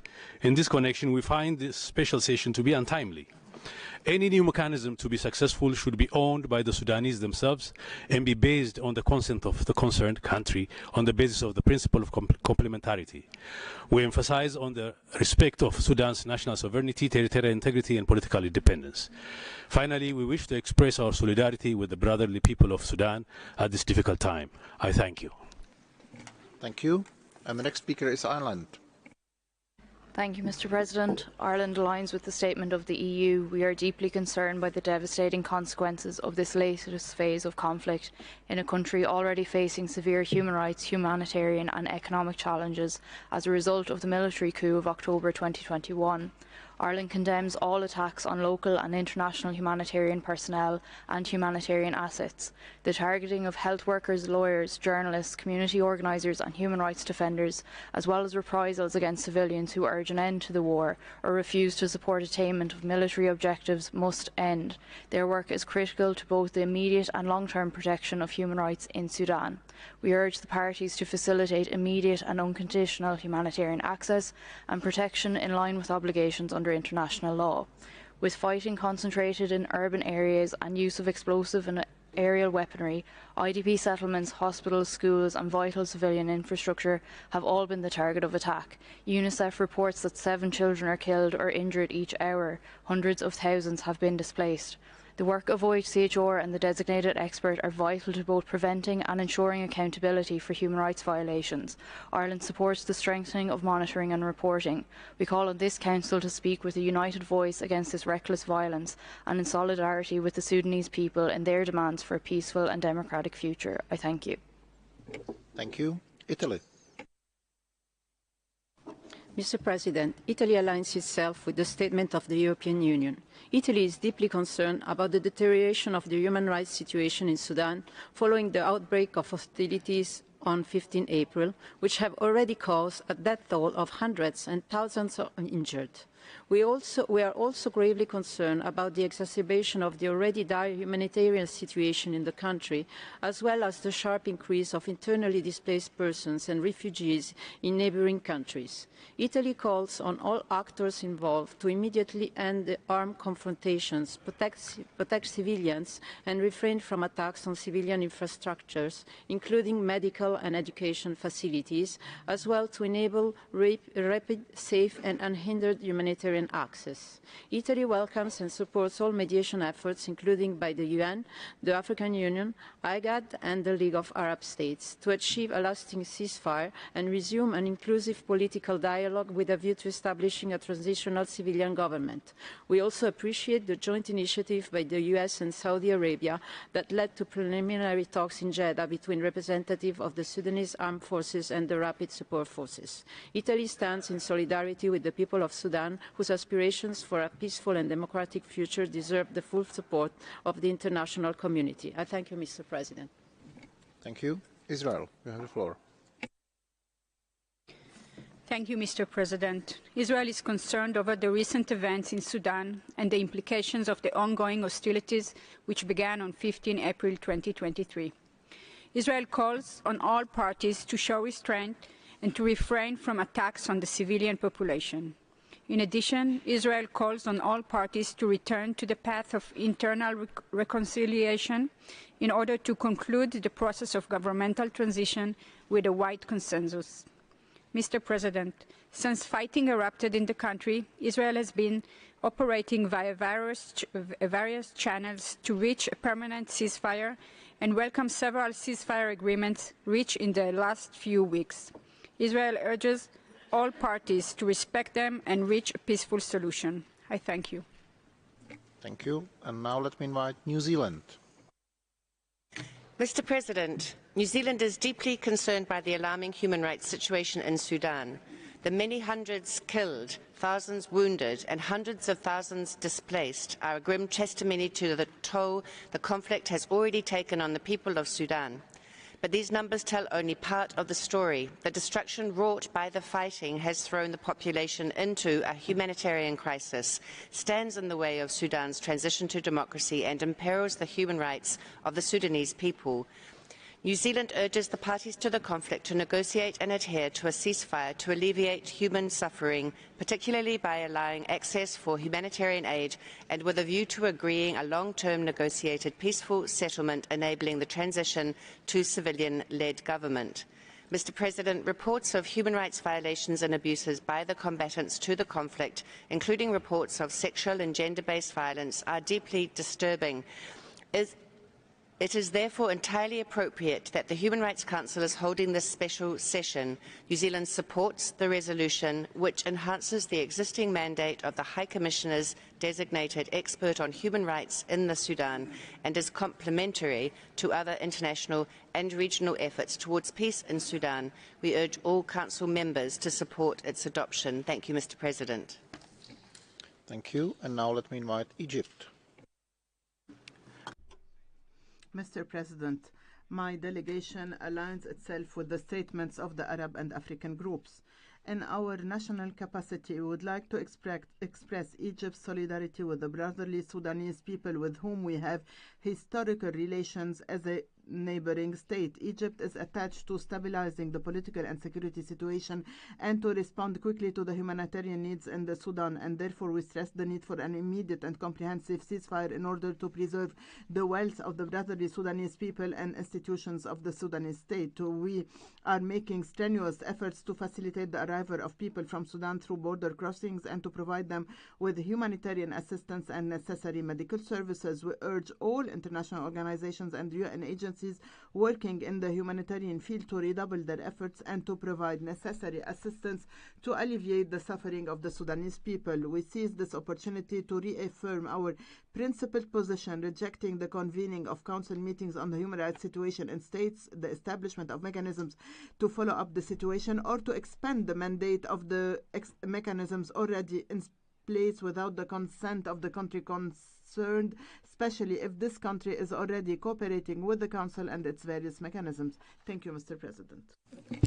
I thank you, and I'm inviting Slovenia. Thank you, Mr. President. Slovenia aligns itself with the EU statement. We are deeply concerned by the human rights situation in Sudan. For decades, Sudan has provided shelter for internally displaced persons as well as for refugees from the region. Despite conflicts in some parts of the country, a significant part remained peaceful. Following the outbreak of hostilities since 15 April 2023, many civilians have been killed, injured or displaced. Civilian infrastructure has been destroyed. The ongoing fighting between the Sudanese armed force and the rapid support forces threatens the safety and security of people of Sudan and undermines the transition towards a civilian-led transitional government. We condemn any attacks on humanitarian workers and civil society organizations and call on all parties to the conflict to comply with their obligations under international law, including international human rights law and international humanitarian law. We call on parties to the conflict to immediately cease hostilities without preconditions and to work on a political solution to end the ongoing conflict. I thank you. Thank you. Iraq is the next. شكرا السيد الرئيس. يضم العراق صوته. Thank you, President. Iraq aligns with the statement by the Arab group and the statements of the regional and political groups it belongs to. We are concerned about the evolving situation in Sudan, and we express our solidarity with the people of Sudan. President, Iraq reiterates its position of principle that there needs to be an immediate ceasefire and that there needs to be a delivery of humanitarian aid. We support Arab initiatives to encourage both sides to the conflict to relaunch dialogue, to put an end to this dangerous crisis, and to prevent any escalation so that the paramount interest of the people of Sudan can prevail. In conclusion, Iraq expresses its support for the territorial integrity of Sudan and warns against any foreign intervention which could destabilize the region.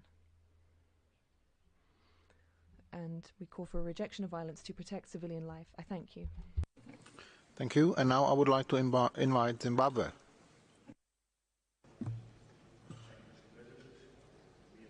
With the Africa Group statement, like others who have spoken before us, we express our full solidarity with the people of Sudan at this extremely challenging time. We deplore the loss of life and the wanton destruction of critical infrastructure. Our collective priority, Mr. President, must be to end the fighting and to ensure secure pathways for the immediate delivery of humanitarian assistance.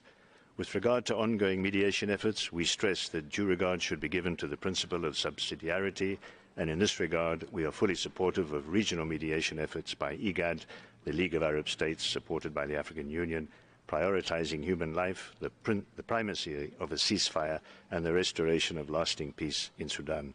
We welcome ongoing negotiations in Jeddah in this direction. We call for the mobilization of urgent humanitarian assistance, especially for the internally displaced, for refugees, and indeed for all vulnerable groups. With regard to the resolution before us, Mr. President, we reiterate our concern at the multiplicity of human rights initiatives and the continued resort to country-specific resolutions without the consent of the country concerned. Ignoring or overriding the position of the country concerned, already deeply engaged with existing HR mandates and mechanisms, may prove unhelpful and may actually serve to undermine the effectiveness of this Council in the fulfillment of its mandate. I thank you, sir. I thank you. And now let me invite Saudi Arabia. شكرا سيد الرئيس. إن جمهور Thank you, President. The Republic of Sudan and its brotherly people are going through an unprecedented crisis. We in Saudi Arabia are at their side, and we wish to see peace achieved. We call for calm and restraint while the dialogue is ongoing, and we hope that there will be wisdom and that there will be a peaceful dialogue to reach stability, economic recovery, and prosperity. Following this conflict, talks began on the 6th of May in Jeddah to strengthen international solidarity by undertaking efforts with the United States and others and the Troika. We welcome these measures to achieve an immediate ceasefire and to enable deliveries of humanitarian aid in order to restore peace and security in Sudan. We believe this is the only way as other ways would only complicate the situation further.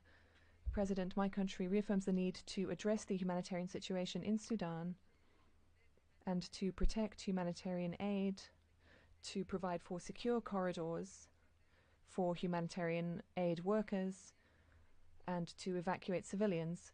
We have worked towards evacuating more than 8,000 people of 110 nationalities.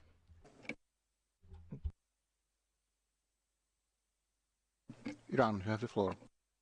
Bismillahirrahmanirrahim, Mr. President. The Islamic Republic of Iran reiterates its fundamental position on the necessity of respecting national sovereignty, territorial integrity, and non-interference in internal affairs of countries as the important principles of international law, which should be taken into account in fulfilling the mandate of the Human Rights Council. We believe strongly that the excessive use of holding special session against developing countries undermine the provisions of the Resolution 60/20 and 2051, which emphasizes on the principle of non-selectivity, objectivity, and impartiality, as well as on the genuine dialogue and cooperation as the main basis of promotion and protection of human rights, and strengthening the capacity of member states to comply with their human rights obligations. Human rights issues and the Council should not be instrumentalized as a tool of some powers for advancing their political agenda and means of pressure on the states and manipulating their internal developments. It's regretful that in this case, some foreign parties seek to play a destructive role by inciting and intensifying the crisis.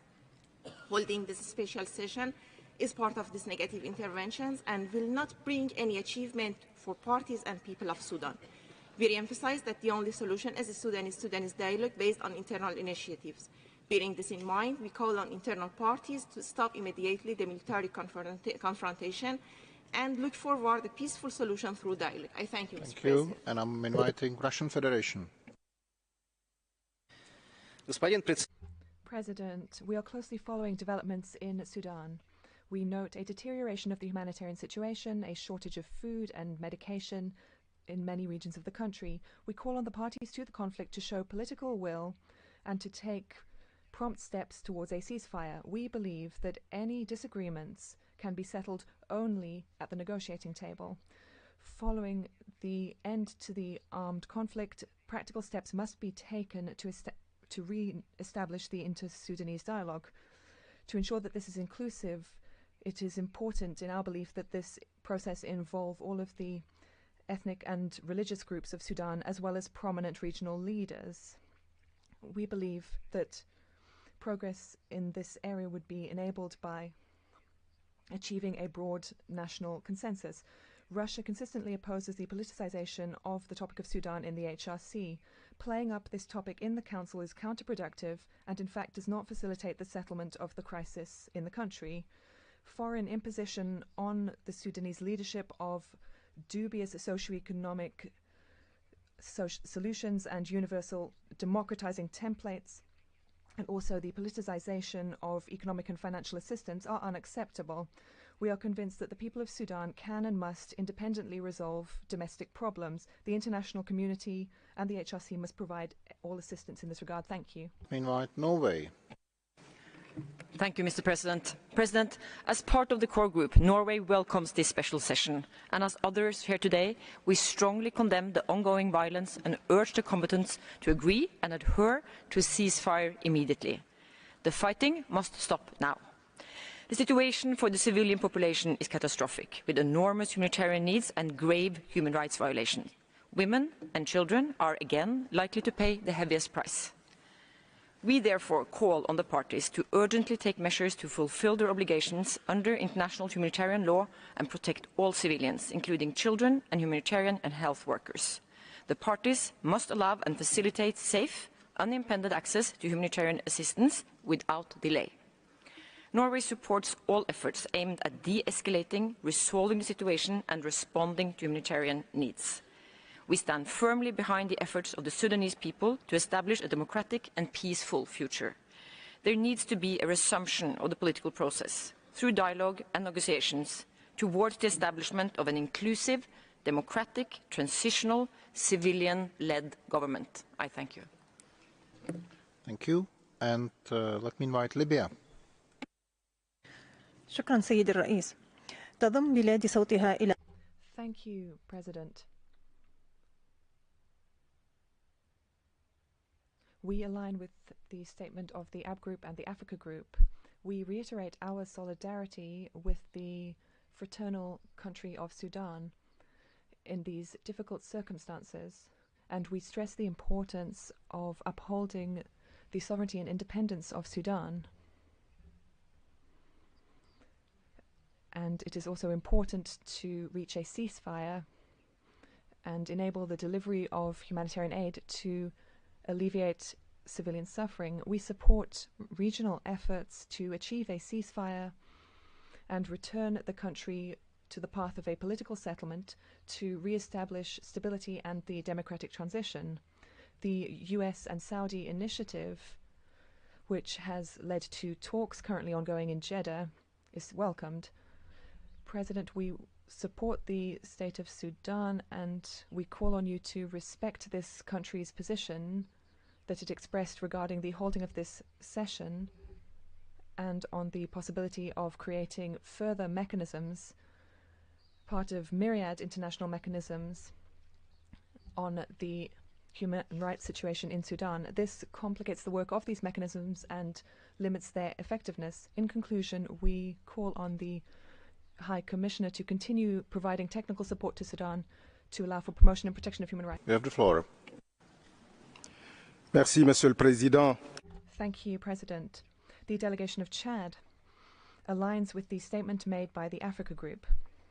As a neighboring country, Chad wishes to state its full solidarity with Sudan in this terrible trial. President, the Secretary General of the United Nations highlighted that this crisis must not spill over beyond the borders of Sudan and that it must not threaten democratic transitions and the peace processes ongoing in neighboring countries.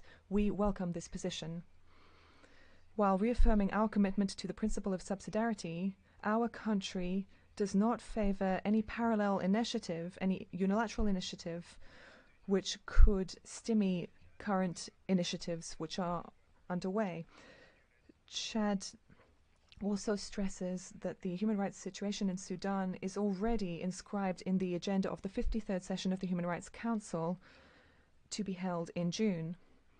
Chad therefore believes that priority should be given to achieving a ceasefire which can enable the deployment of humanitarian assistance and stop the mass displacement of populations, which has an impact on immediate neighbors. All of our prayers are with our brothers and sisters in Sudan. I thank you. Merci à vous. Je passe. I thank you, sir, and I give the floor to Niger. Thank you, President. Niger aligns with the statement made by Côte d'Ivoire on behalf of the Africa Group and wishes to make the following comments in its national capacity.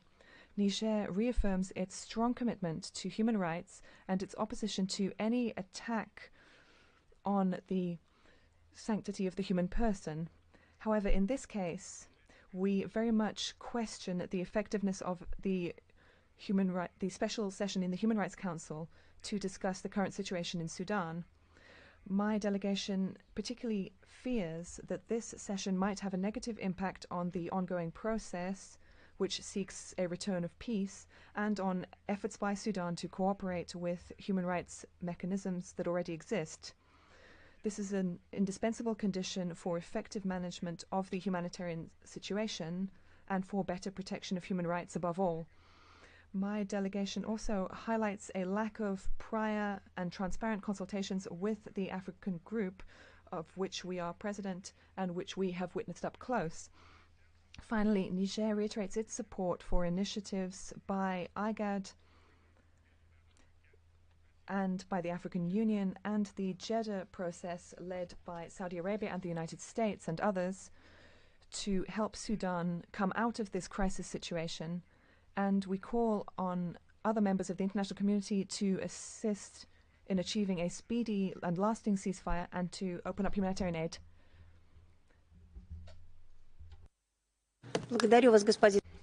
Thank you, President.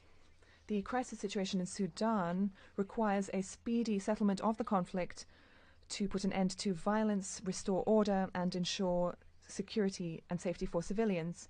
The delegation of Sudan has expressed its position on holding a special session. Ignoring this position bears testimony to a continuing practice in the Council of imposing politically motivated solutions against the will of the concerned sovereign countries. We call on countries to refrain from actions which may have a negative impact on the negotiation process and to prevent escalation and settle the situation in the country. We support inter-Sudanese dialogue and stability in this country and also a speedy solving of humanitarian problems. I thank you. Nigeria, you are the next. Thank you, Mr. President. Nigeria aligns with the statements delivered on behalf of the African Group and that of the government of Sudan to oppose the convening of a special session by this Council on the human rights situation in Sudan. We strongly condemn the wanton violence and killing of innocent civilians, including children. However, the call for this special session is a flagrant disregard of the sovereignty and political independence of Sudan, and indeed an outright dismissal of the efforts and commitments of the African Union, IGAD, UN Security Council, and other regional mediation efforts to ensure a lasting ceasefire. It is pertinent to highlight that the very decision by some member states to convene this special session without recourse to ongoing continental efforts is obstructive. We have the view that actions such as these only undermine continental mediation efforts, including the robust engagement of Saudi Arabia and UAE. The delegation of Nigeria remains resolute that regardless of the alliances or nomenclature, any attempt to interfere in the internal politics of Sudan through the creation of another human rights mandate or mechanism is counterproductive and should neither be encouraged nor find room within this Council. While recalling the principles of complementarity and subsidiarity, we urge the Human Rights Council to support the government of Sudan in its effort to achieve a peaceful resolution to the conflict by opposing any decision on actions that could complicate the already tense situation in the country. We therefore call on member states of this esteemed council to support the ongoing efforts to return Sudan to a transition process and constitutional order and to ensure unfettered access to humanitarian assistance and relief. I thank you. Thank you. And now let me give the floor to Turkey. Mr. President, we follow the ongoing clashes with deep concern. International community cannot let the clashes turn into a protracted conflict with severe consequences for the people of Sudan and across the borders. The Turkish authorities are in close contact with all sides for urgent ceasefire and dialogue. We welcome the start of pre-negotiation talks in Jeddah. We support the efforts of the African Union and IGAD in this process. Return to the civilian rule in Sudan is the ultimate goal. Therefore, we appreciate the role played by the African Union, together with UNITAMS and IGAD, towards the civilian-led government. We support the calls in the resolution to the parties for a permanent ceasefire and negotiations. At the same time, we endorse the principles of African solutions for African problems. With this understanding, we are ready to contribute to the efforts the African Union and other regional organizations such as IGA. Thank you. Thank you. And let me invite Austria. Thank you, Mr. President. Austria aligns itself with the statement of the European Union. 3.5 weeks after fighting broke out between the Rapid Support Forces and the Sudanese armed forces, bringing fear, deprivation, trauma and suffering to civilians, the human rights situation in Sudan continues to deteriorate dramatically.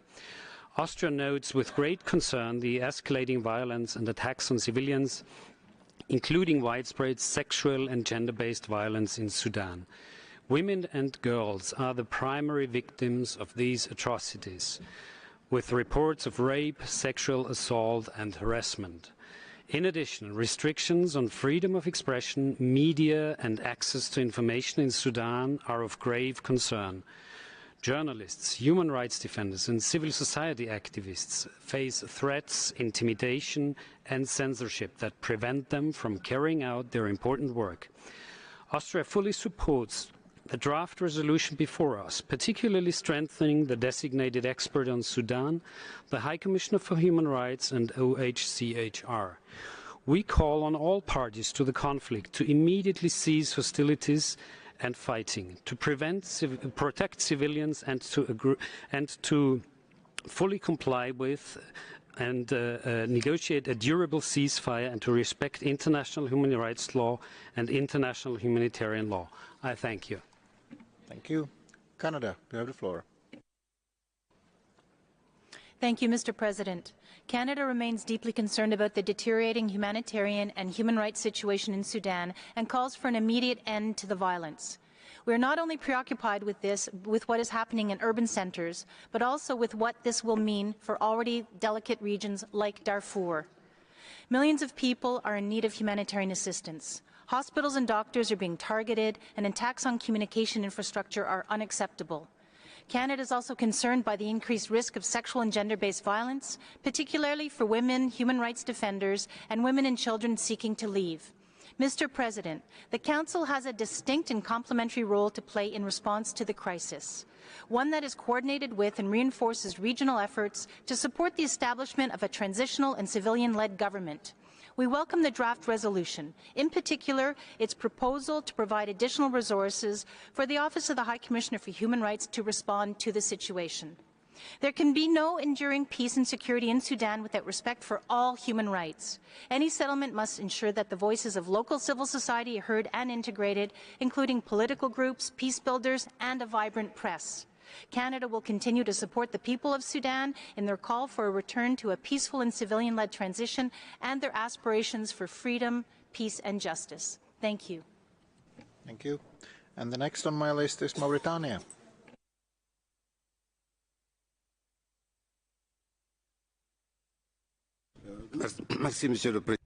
Thank you, President.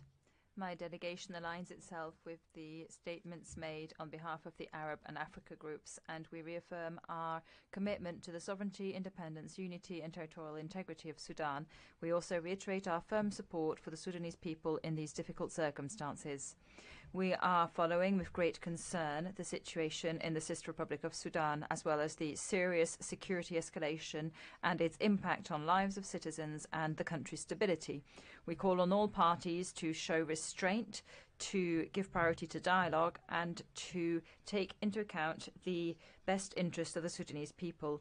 We are of the view that the priorities should be to promote dialogue in order to reach a ceasefire, to put an end to the conflict, and tackle the drastic humanitarian situation on the ground. In this respect, we commend the pre-negotiations in Jeddah, supported by Saudi Arabia and the United States, and the regional mediation efforts led by IGAD and the African Union. We also, therefore, believe that the convening of a special session of this Human Rights Council could undermine these ongoing efforts. My delegation would like to reiterate that assistance should be provided to Sudan so as to overcome the difficulties, and support should be lent to the ongoing mediation efforts in order to reach a political settlement. Thank you. Sudan, please.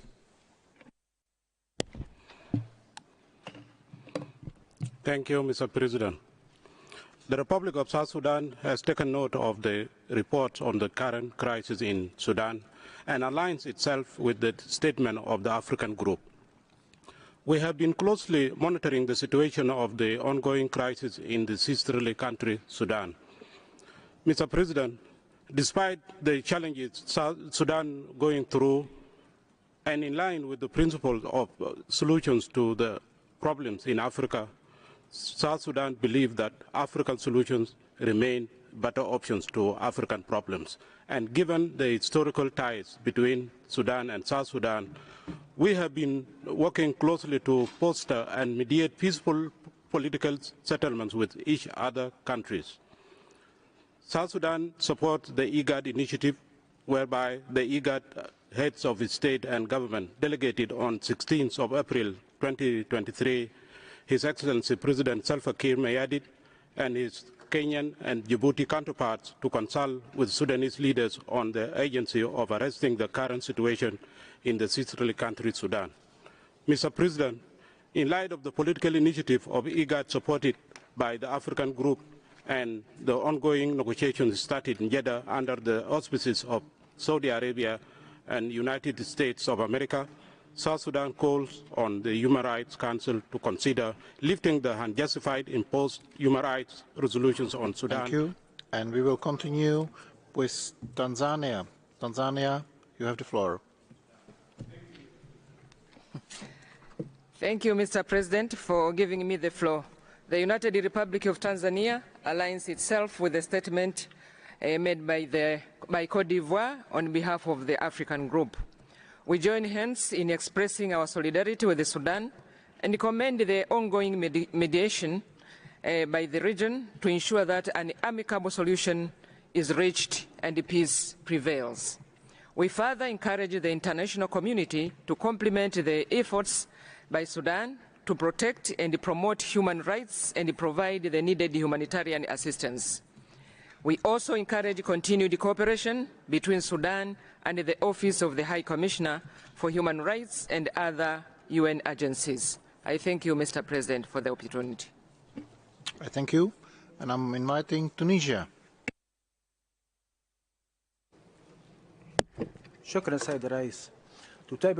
Thank you, President. Tunisia is closely following the situation in Sudan, and we would like to express our concern about the security situation and its impact on the political process. We reiterate our solidarity with the Sudanese people in this difficult situation, and of course we urge everyone to stop the escalation and to return to a course of wisdom and dialogue so as to reach a political settlement.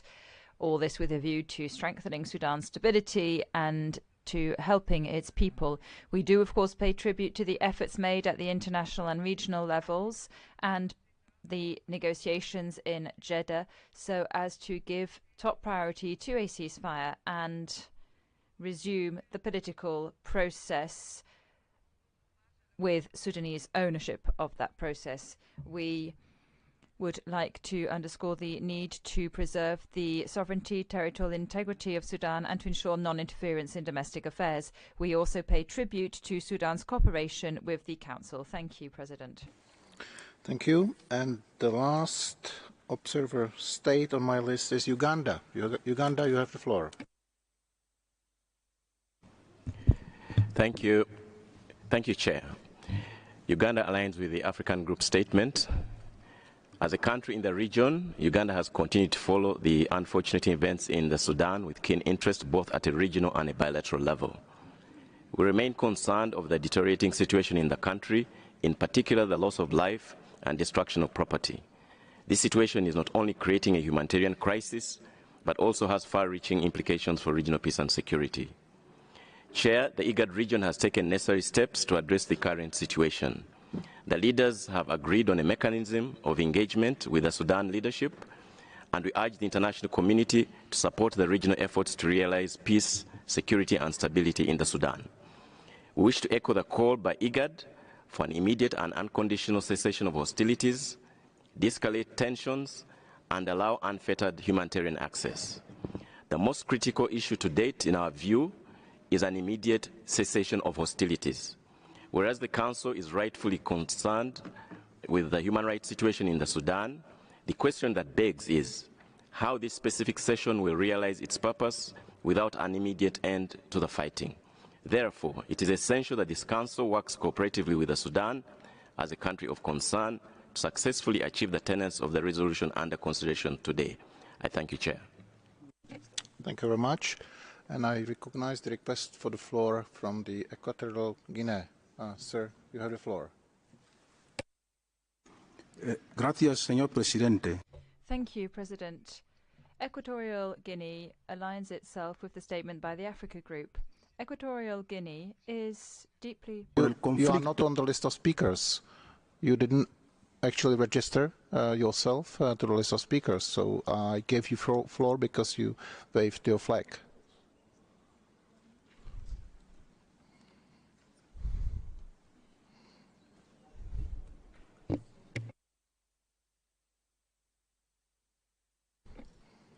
I announced 15 minutes after the beginning of the session that the list of speakers is closed, and you are not on the list of speakers. So I don't know what you're asking for.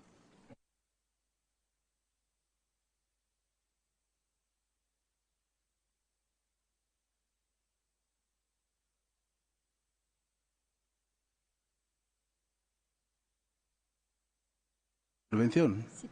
Habías solicitado.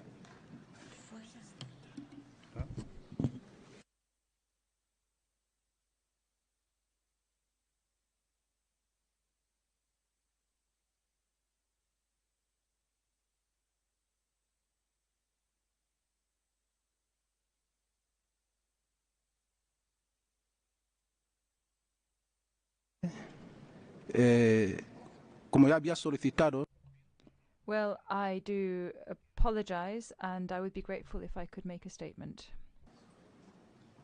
So let me ask the Council if there are any objections to that. I don't see any objections, so you have the floor, sir. Gracias. Thank you, President.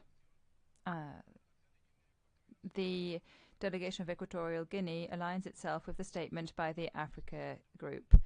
Equatorial Guinea is deeply concerned by the conflict between Sudanese brothers, a conflict which has already cost the lives of innocent people, with more than 500 deaths and hundreds of wounded, thousands of displaced persons. It has destroyed infrastructure, thus worsening the poverty and hunger of the civilian population. Our country, Equatorial Guinea, has always advocated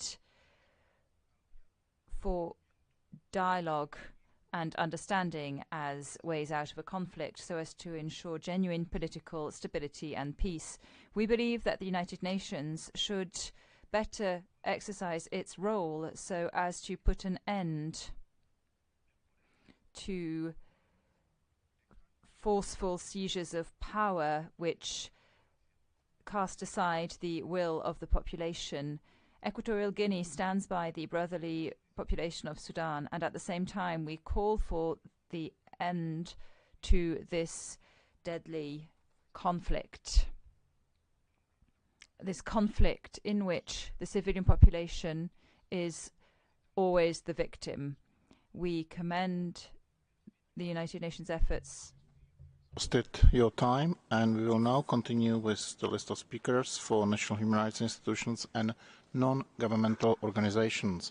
And the first speaker on my list is East and Horn of Africa Human Rights Defenders Project. You have the floor.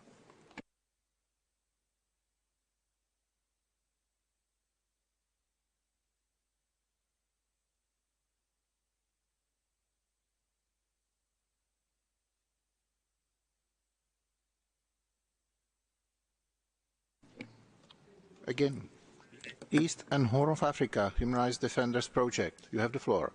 Otherwise, we will skip you. Sudanese activists and human rights defenders, including lawyers, and the youth resistance committees, which have been at the forefront of supporting civilians during the ongoing conflict. The events unfolding today in Sudan are a direct result of ongoing impunity for grave human rights abuses at the expense of the Sudanese people and their right to life and self-determination. We call for an immediate end to the fighting and for the international community to support Sudan through humanitarian aid, the establishment of an investigative mechanism, and for the continued support of the Sudanese civil society in transiting to a civilian-led democracy.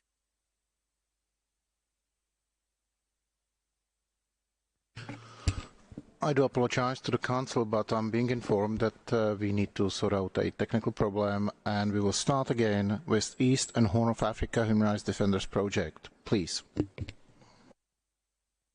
Mr. High Commissioner, once again, the Council is forced to address Sudan. The situation is dire. The absolute priority is ceasefire, delivery of aid, restoration of medical care, and humanitarian corridors. While the message holding this special session stands important, the draft resolution is not entirely satisfying. We reiterate the NGO call for an investigative mechanism.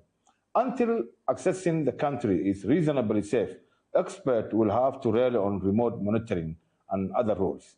The criminal accountability standard used by judicial mechanisms is hard to reach, but political and moral accountability can deter violation and prevent reoccurrence, we hope. Mr. President, impunity allowed this to happen and systematic violation to continue. Without accountability, violence will recur. Up to 15th April, there was no real incentives on political actors to refrain from using violence and no prioritizing of accountability. African bodies and international community must do their utmost to help the democratic forces hold those responsible for inflicting this misery on the Sudanese people criminally accountable. I thank you. Thank you. Colleagues, this was the East and Horn of Africa Human Rights Defenders Project, and we will continue now with a video intervention by International Bar Association. The International Bar Association's Human Rights Institute welcomes this special session. We remain gravely concerned over the conflicts in Sudan and the complete disregard of international humanitarian and human rights law by the Sudanese armed forces and the rapid support forces. We condemn the indiscriminate killing of civilians and the targeting of hospitals, rendering 70% of them inoperable. We are gravely concerned by the exacerbation of existing human rights violations, especially the increased reports of sexual and gender-based violence and the breakdown of the rule of law across the country, with civilians having to fend for themselves with the collapse of existing infrastructure, institutions, and support mechanisms.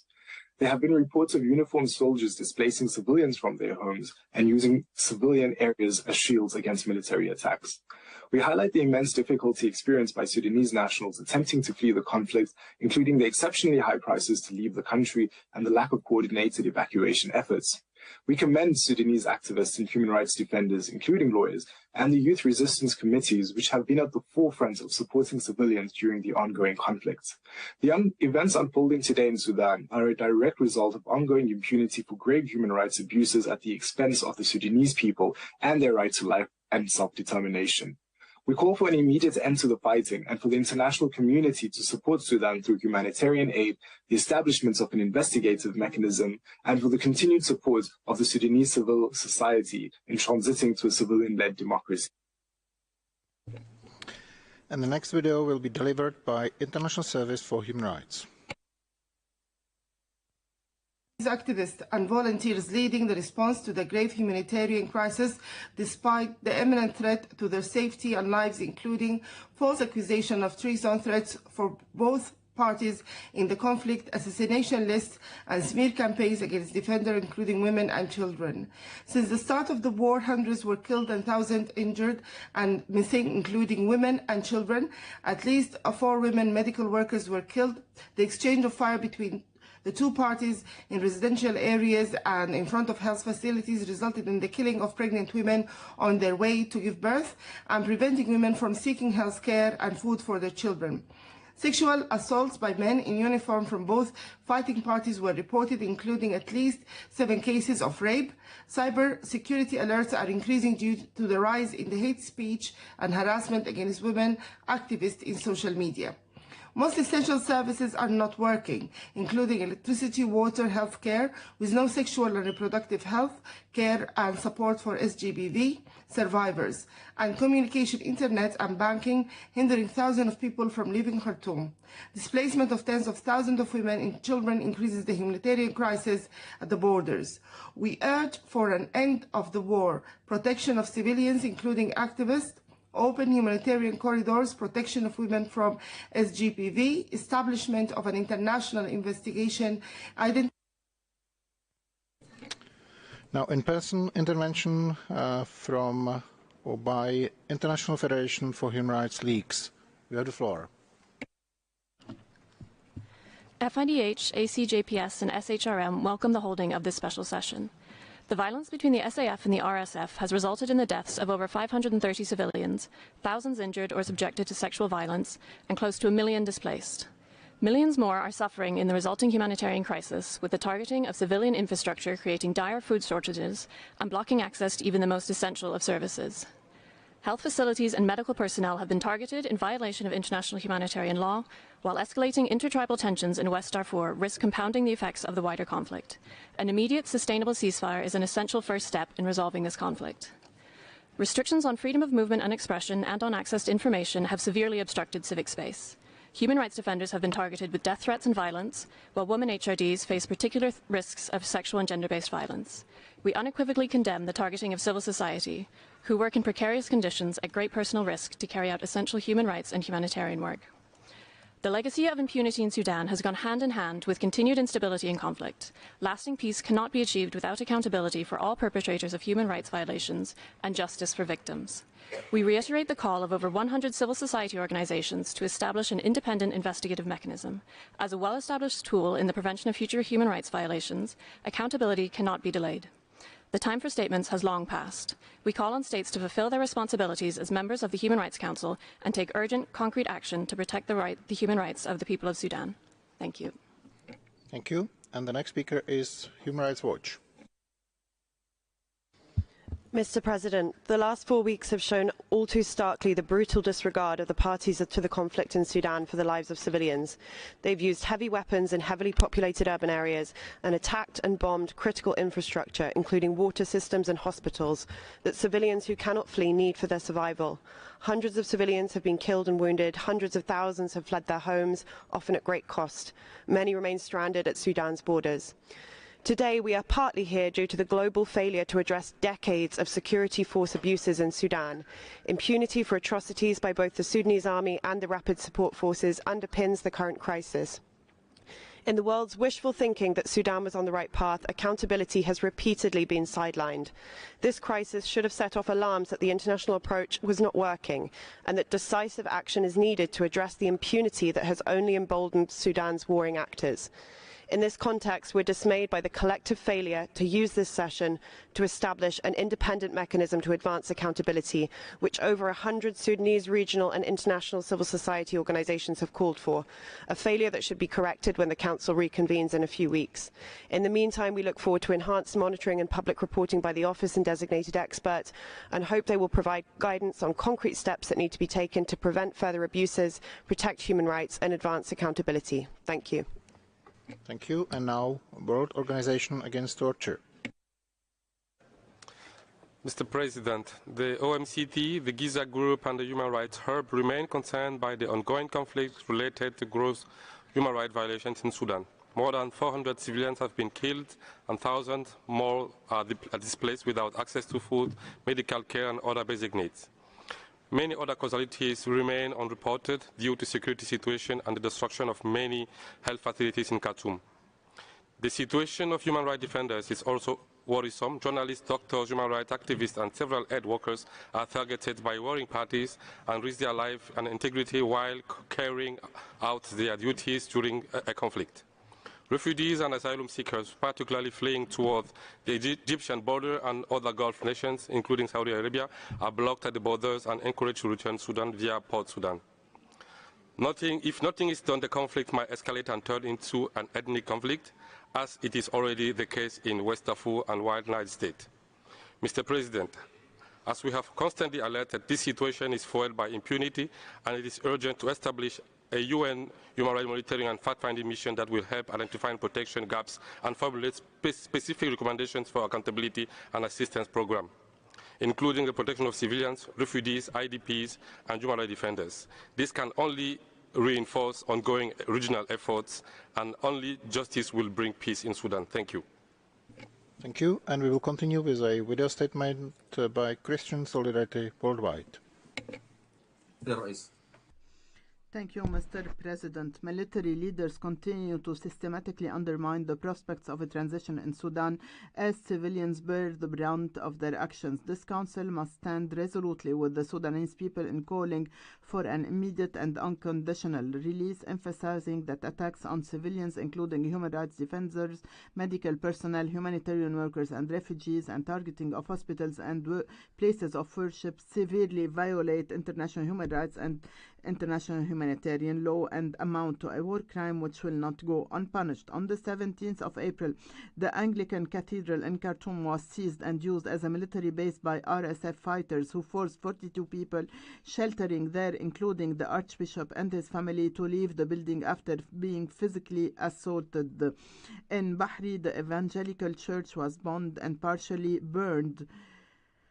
We urge the Council to reiterate the inviolability of religious, cultural, and medical locations, and any attempt to restore possibility without significant civilian involvement in the peace process will prove unsustainable. Additionally, a long-term commitment by this Council to supporting promotion, protection, and fulfillment of human rights will prove to be crucial in securing a lasting peace. Delivered by Frontline, the International Foundation for the Protection of Human Rights Defenders. Frontline Defenders works to protect human rights defenders at risk. Since the eruption of fighting on the 15th of April, Human rights defenders in Sudan are at increased risk of assassination and have received death threats from all parties to the conflict. Extremists have publicly called for a fatwa to kill journalists and civil society leaders. Human rights defenders face increasingly dire circumstances with dwindling supplies and unreliable access to power, the internet, and banking services. This has limited their ability to carry out their crucial work, providing support to those in need, documenting human rights violations, and reporting back to partners. They are inherently at risk of targeted retaliations.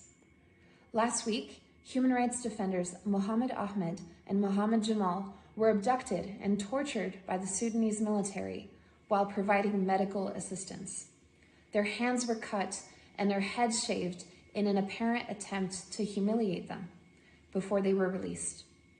We call on all parties to immediately cease hostilities and ensure human rights defenders can safely carry out their work, including by reinstating secure communication channels and banking services. We call on the Human Rights Council to establish an international investigative mechanism to ensure accountability for human rights violations. Now, a in-person intervention by international organization for the elimination of all forms of racial discrimination. You have the floor. Thank you, President. We welcome the convening of this special session in response to the humanitarian emergency in the country. The numbers reported on the ground are unequivocal in confirming the humanitarian crisis affecting the population as a result of continued instability for years. The utmost urgency is to guarantee humanitarian access no matter what, in accordance with humanitarian obligations. Humanitarian actors must be granted the necessary safety to intervene. We know people in need of assistance reach more than 15 million, the third of Sudan's population, and that was before the current crisis began. We had too many worrying testimonies of an already fragile economy and precarious healthcare system. Now, health workers also have to deal with water shortage, power outage, and lack of basic medical supplies, with the constant fear of being caught in the crossfire, as some attacks have been directed at health facilities. The number of internally displaced people and refugees was high before the conflict. It dramatically increased in the past week. We therefore ask for urgent and prompt measures to be taken to assist the displaced and neighboring countries in this period. IFORD and Geneva International Center for Justice urge all concerned parties that civilians must be assured a safe evacuation from their home, and security must be guaranteed for the tens of thousands that have already left. We join the call for cessation of hostilities and respect for the principle of international law, especially the prohibition to target civilians. Thank you. Thank you. And we will continue with Amnesty International. Mr. President, we welcome the holding of this special session. At crucial moments since 2018, Sudanese people have staged waves of massive protests, oftentimes at great personal risk, to demand a system that better promotes and protects their rights. The Rapid Support Forces and the Sudan Armed Forces each have histories of committing serious violations of human rights and humanitarian law in the country, particularly in Darfur. These are forces that worked together since 2018 to crush protests and then to stage a coup against the country's transitional government in October 2021. These forces are violating international humanitarian law again, but now in their conflict with each other, as documented by us and detailed by many speakers today, causing massive suffering for civilians throughout the country. This must end. We call on all states to open safe pathways and ensure protection and support for people fleeing Sudan, and to provide prompt access to asylum and protection against refoulement. Ongoing violations in Sudan are part of a long history of impunity, and the Human Rights Council must act with ambition and in a manner complementary to other international, regional, and sub-regional efforts to help break this cycle of impunity. The Human Rights Council should establish an independent accountability mechanism along the lines called for by over 100 civil society organizations. This is what is needed and what should have happened today. We urge all delegations to support the resolution tabled as a step in the right direction and to support establishing such an independent accountability mechanism at the earliest possible opportunity. Thank you, Mr. President. Thank you. Association Maona for Human Rights and Immigration. Thank you, President. We welcome the convening of this special session and express our utmost concern for the current human rights violations, such as the killing of civilians and the indiscriminate attacks on hospitals taking place in Sudan. While the situation has been escalating over the last 2 months, we reiterate that even before the violence began on April 15th, millions of people in Sudan and neighboring countries were already highly dependent on aid. More than a third of Sudan's population is already facing acute food insecurity, and the ongoing violence is only exacerbating this crisis, notably due to the restricted access granted to humanitarian workers. In addition to the crippling economic and security crisis, the people of Sudan are subject to gross human rights violations, such as arbitrary arrests and detention, unlawful attacks and killings, looting, obstruction of access to healthcare, and the forced occupation of civilian infrastructure. Geneva International Center for Justice and Mauna call on all parties to abide by their obligations under international human rights law and all relevant UN entities to take necessary measures to help those in need. We also note that what is happening in Sudan is only one example of the rise of militia and paramilitary groups in the region. Worrying situations in which powerful militias compete for and share power with the military have already been observed in other countries such as Yemen and Iraq. We reiterate our stance calling for the respect of the rule of law and the independence of national institutions. I thank you. Thank you. And now we will continue with a video statement by Mart for Peace.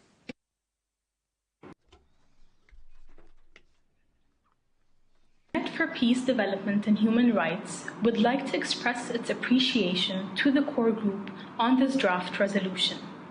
We are especially appreciative of the clause referencing to an enhancement of the interactive dialogue on the human rights situation in Sudan to include the participation of civil society and other stakeholders, as we believe that input from more stakeholders on the matter will lead to a multidimensional dialogue. Mr. President, we however believe that Operative Clause 6 requires more details in order to set out specific guidelines as to how the international community can provide protection to vulnerable populations in Sudan without risking the national security of the neighboring member states that may offer refuge. Merit also suggests adding a clause that calls for the urgent establishment of a hybrid court to prosecute individuals responsible for past atrocities, regardless of their affiliation or position, in order to deter current perpetrators from repeating these atrocities and securing guarantees of non-recurrence. Thank you, Mr. President. Thank you. Mizan Center for Human Rights, in person. Thank you, President. The increasing reports of violence and human rights violations in the conflict in Sudan are extremely concerning, which is why this special session is imperative at such a critical moment in Sudan's history. We express our deepest concerns over the hostilities taking place in heavily populated areas, the unlawful means of warfare, and the targeting of civilians and civilian infrastructure. This directly violates the international humanitarian law principles of distinction, proportionality, and precaution enshrined in customary international law and the Geneva Conventions, both which must be respected by all parties to the conflict. We further strongly condemn the lack of access to humanitarian aid to civilians within Sudan. We implore all parties to open humanitarian corridors and allow humanitarian aid institutions to conduct their work and for them to do so in a safe and timely manner. The international community must also double its efforts to address the increasing humanitarian situation in Sudan, which will, according to the UNHRC, lead to a massive exodus. Therefore, we call on Sudan's neighboring countries to abide by their human rights obligations and keep their borders open, streamlining asylum procedures and ensuring respect for the principle of non-refoulement. Finally, Mizan Center for Human Rights and Geneva International Center for Justice strongly condemn the ongoing hostilities and urge the parties to return to the negotiation table, striving to de-escalate the conflict and achieve a common and durable solution for peace in Sudan. Thank you. Thank you. And we continue with Rencontre africaine pour la défense des droits de l'homme. Señor Presidente, President, RADO welcomes the organisation of this special session, the third of its kind on Sudan since the creation of this council. For 4 weeks now, extreme violence and massive and serious human rights violations in Sudan have been ongoing, and the corpses continue to pile up in the streets of Khartoum, not to mention the number of wounded and the massive flows of displaced persons and refugees to neighbouring countries. RADO firmly condemns the ongoing barbarian airstrikes on the civilian population and the destruction of housing and hospitals and the looting of the World Food Programme and other humanitarian organisations. After the genocide of Darfur and the fall of Omar al-Bashir, all the hopes of the brave Sudanese people for democracy, freedom and justice and the fight against impunity are doomed to failure. RADO holds the two generals responsible for crimes, killings, summary executions and extrajudicial killings since the start of the crisis. It is time that the international community mobilizes itself to support the political dialogue process and an immediate military intervention in order to protect the defenseless population. Moreover, RADO continues to be concerned by the calls for racial hatred as well as manifestations of racism between different ethnic and tribal groups. In conclusion, RADO calls on all parties to observe an immediate ceasefire and to open up a humanitarian corridor for public health assistance and for meeting basic needs. Thank you. Thank you. And now let me invite Broad National Movement.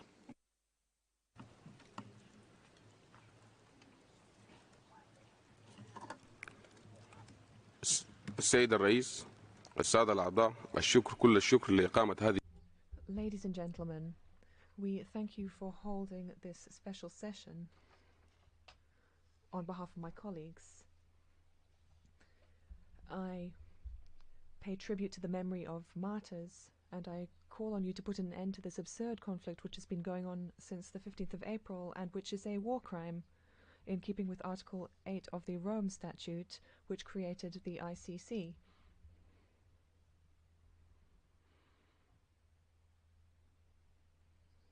It is necessary to uphold and respect international instruments which call for protection of civilians. We call for the necessary aid to be provided to people who need it and for humanitarian corridors to be opened to evacuate civilians and provide medication and protect hospitals and places of worship. We also call for the Islamist movement of Sudan to be included on the list of terrorist organizations that threaten international peace and security. I thank you. Thank you. And now let me invite Interfaith International. Monsieur le Président. President, the breaking out of a fresh spiral of violence in Sudan is the direct consequence of the failure of the transition and the chronic impunity enjoyed by those responsible for the genocide in Darfur. Interfaith International unreservedly condemns the continuing attacks on civilian populations who are defenseless, destruction of hospital infrastructure, bombardment of civilian and inhabited areas, looting of humanitarian depots, and targeted attacks on doctors, UN personnel, journalists, and human rights defenders are crimes against humanity. Interfaith International calls on both parties to the conflict to create conditions to open a humanitarian corridor and to protect hospital infrastructure to save human lives.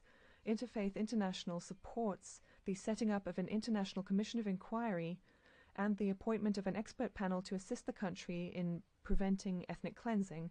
In conclusion, Interfaith International fully supports the struggle of the people of Sudan for democracy, and we reaffirm our commitment to security, sovereignty, unity, independence, and territorial integrity of Sudan. I thank you for your attention.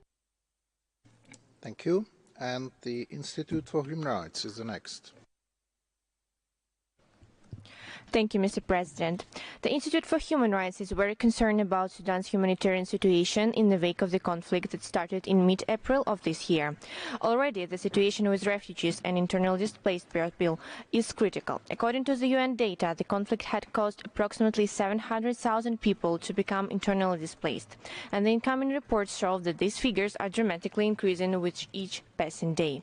There is a serious risk to food security in the country as supply chains are being disrupted. Just recently, a fire destroyed the crop market in Yala, the capital city of South Darfur, which can result in a potential shortage of food in the region.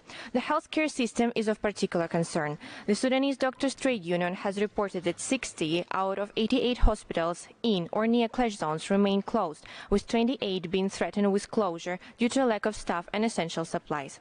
Doctors and medical workers have been threatened and face repressions, physical violence, illegal surveillance and tracking. Institute for Human Rights believes that international community and Human Rights Council in particular should use all the available mechanisms to facilitate a quick end to hostilities and provide rapid humanitarian assistance to the affected population. Only thus a greater humanitarian catastrophe can be averted. I thank you. Thank you. And now let me give the floor to the Institute for Reporters' Freedom and Safety. Thank you, Mr. President. IRFS is concerned about a considerable deterioration of the human rights situation in Sudan since 15 April 2023. An armed conflict between SAF and RSF indiscriminately targets civilian population and infrastructure, resulting in the 600 people dead and thousands more injured. While recognizing the human casualties as a key issue to be promptly solved, the IRFS would like to highlight that the conflict has placed many journalists and media workers within the country in a difficult position, further exacerbating their challenges of their job.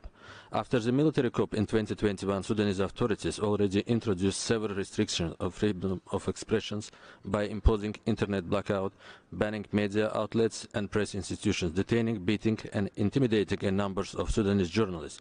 The situation with the access to information and journalist safety was worsened since the escalation of the conflict, as the radio and television headquarters were one of the key targets of the two parties. Local and international media representatives report in constant threat of their lives while performing their duties, both from the crossfire and the suspension tools from their armed groups. The IRFS called to UN member states to undertake all possible international regulative mechanisms to ensure lasting peace and safety for the people of Sudan. Thank you. Thank you. And the last speaker on my list is African Center for Democracy and Human Rights Studies. You have the floor. Thank you, Mr. President. The African Center associates itself with the remarks and concerns expressed by the High Commissioner for Human Rights before this special session. No one knows the exact numbers of victims, civilians and military alike, but all evidence suggests that thousands of individuals lost their lives or injured mainly due to indiscriminate aerial bombardment and heavy artillery, and we call for immediate end of these crimes. The ongoing military confrontations scrap the hopes and aspirations of the Sudanese people for better life, peaceful transition to civilian governance and enjoyment of liberties. This unfortunate development harbingers that peace in Sudan is an unattainable dream and that millions of war victims in Darfur and elsewhere in the country will continue to suffer for years to come. As a reminder, Mr. President, Sudan has been under the public procedure of the UN Human Rights for over 30 years, yet we see no change in government practices. The painful reality behind this sad story, which is yet to be addressed, is that while Sudan is an African country and officially colorblind, however, racism, discrimination, and manipulation of ethnic and tribal differences are at the heart of the country's protracted violence and political instability. It is time for Sudan to address the root causes of armed conflicts. And it is also time for the African Union and the international community at large to continue to treat the symptoms and leave the disease uncured. Thank you very much indeed, Mr. Chair. Thank you. Thank you very much. Excellencies, colleagues, ladies and gentlemen, as I've indicated, we have exhausted the list of speakers. So let me thank you for your contributions, for your active participation. Let me thank to the interpreters for allowing us actually to finish the whole list of speakers this morning. This is the end of this morning's session. We will reconvene at 3 p.m. to take an action on the draft resolution A/HRC/S36/L1. And now let me declare close the first meeting of this 36th special session of the Human Rights Council, and let me wish you good afternoon and see you at 3 p.m. sharp. Thank you.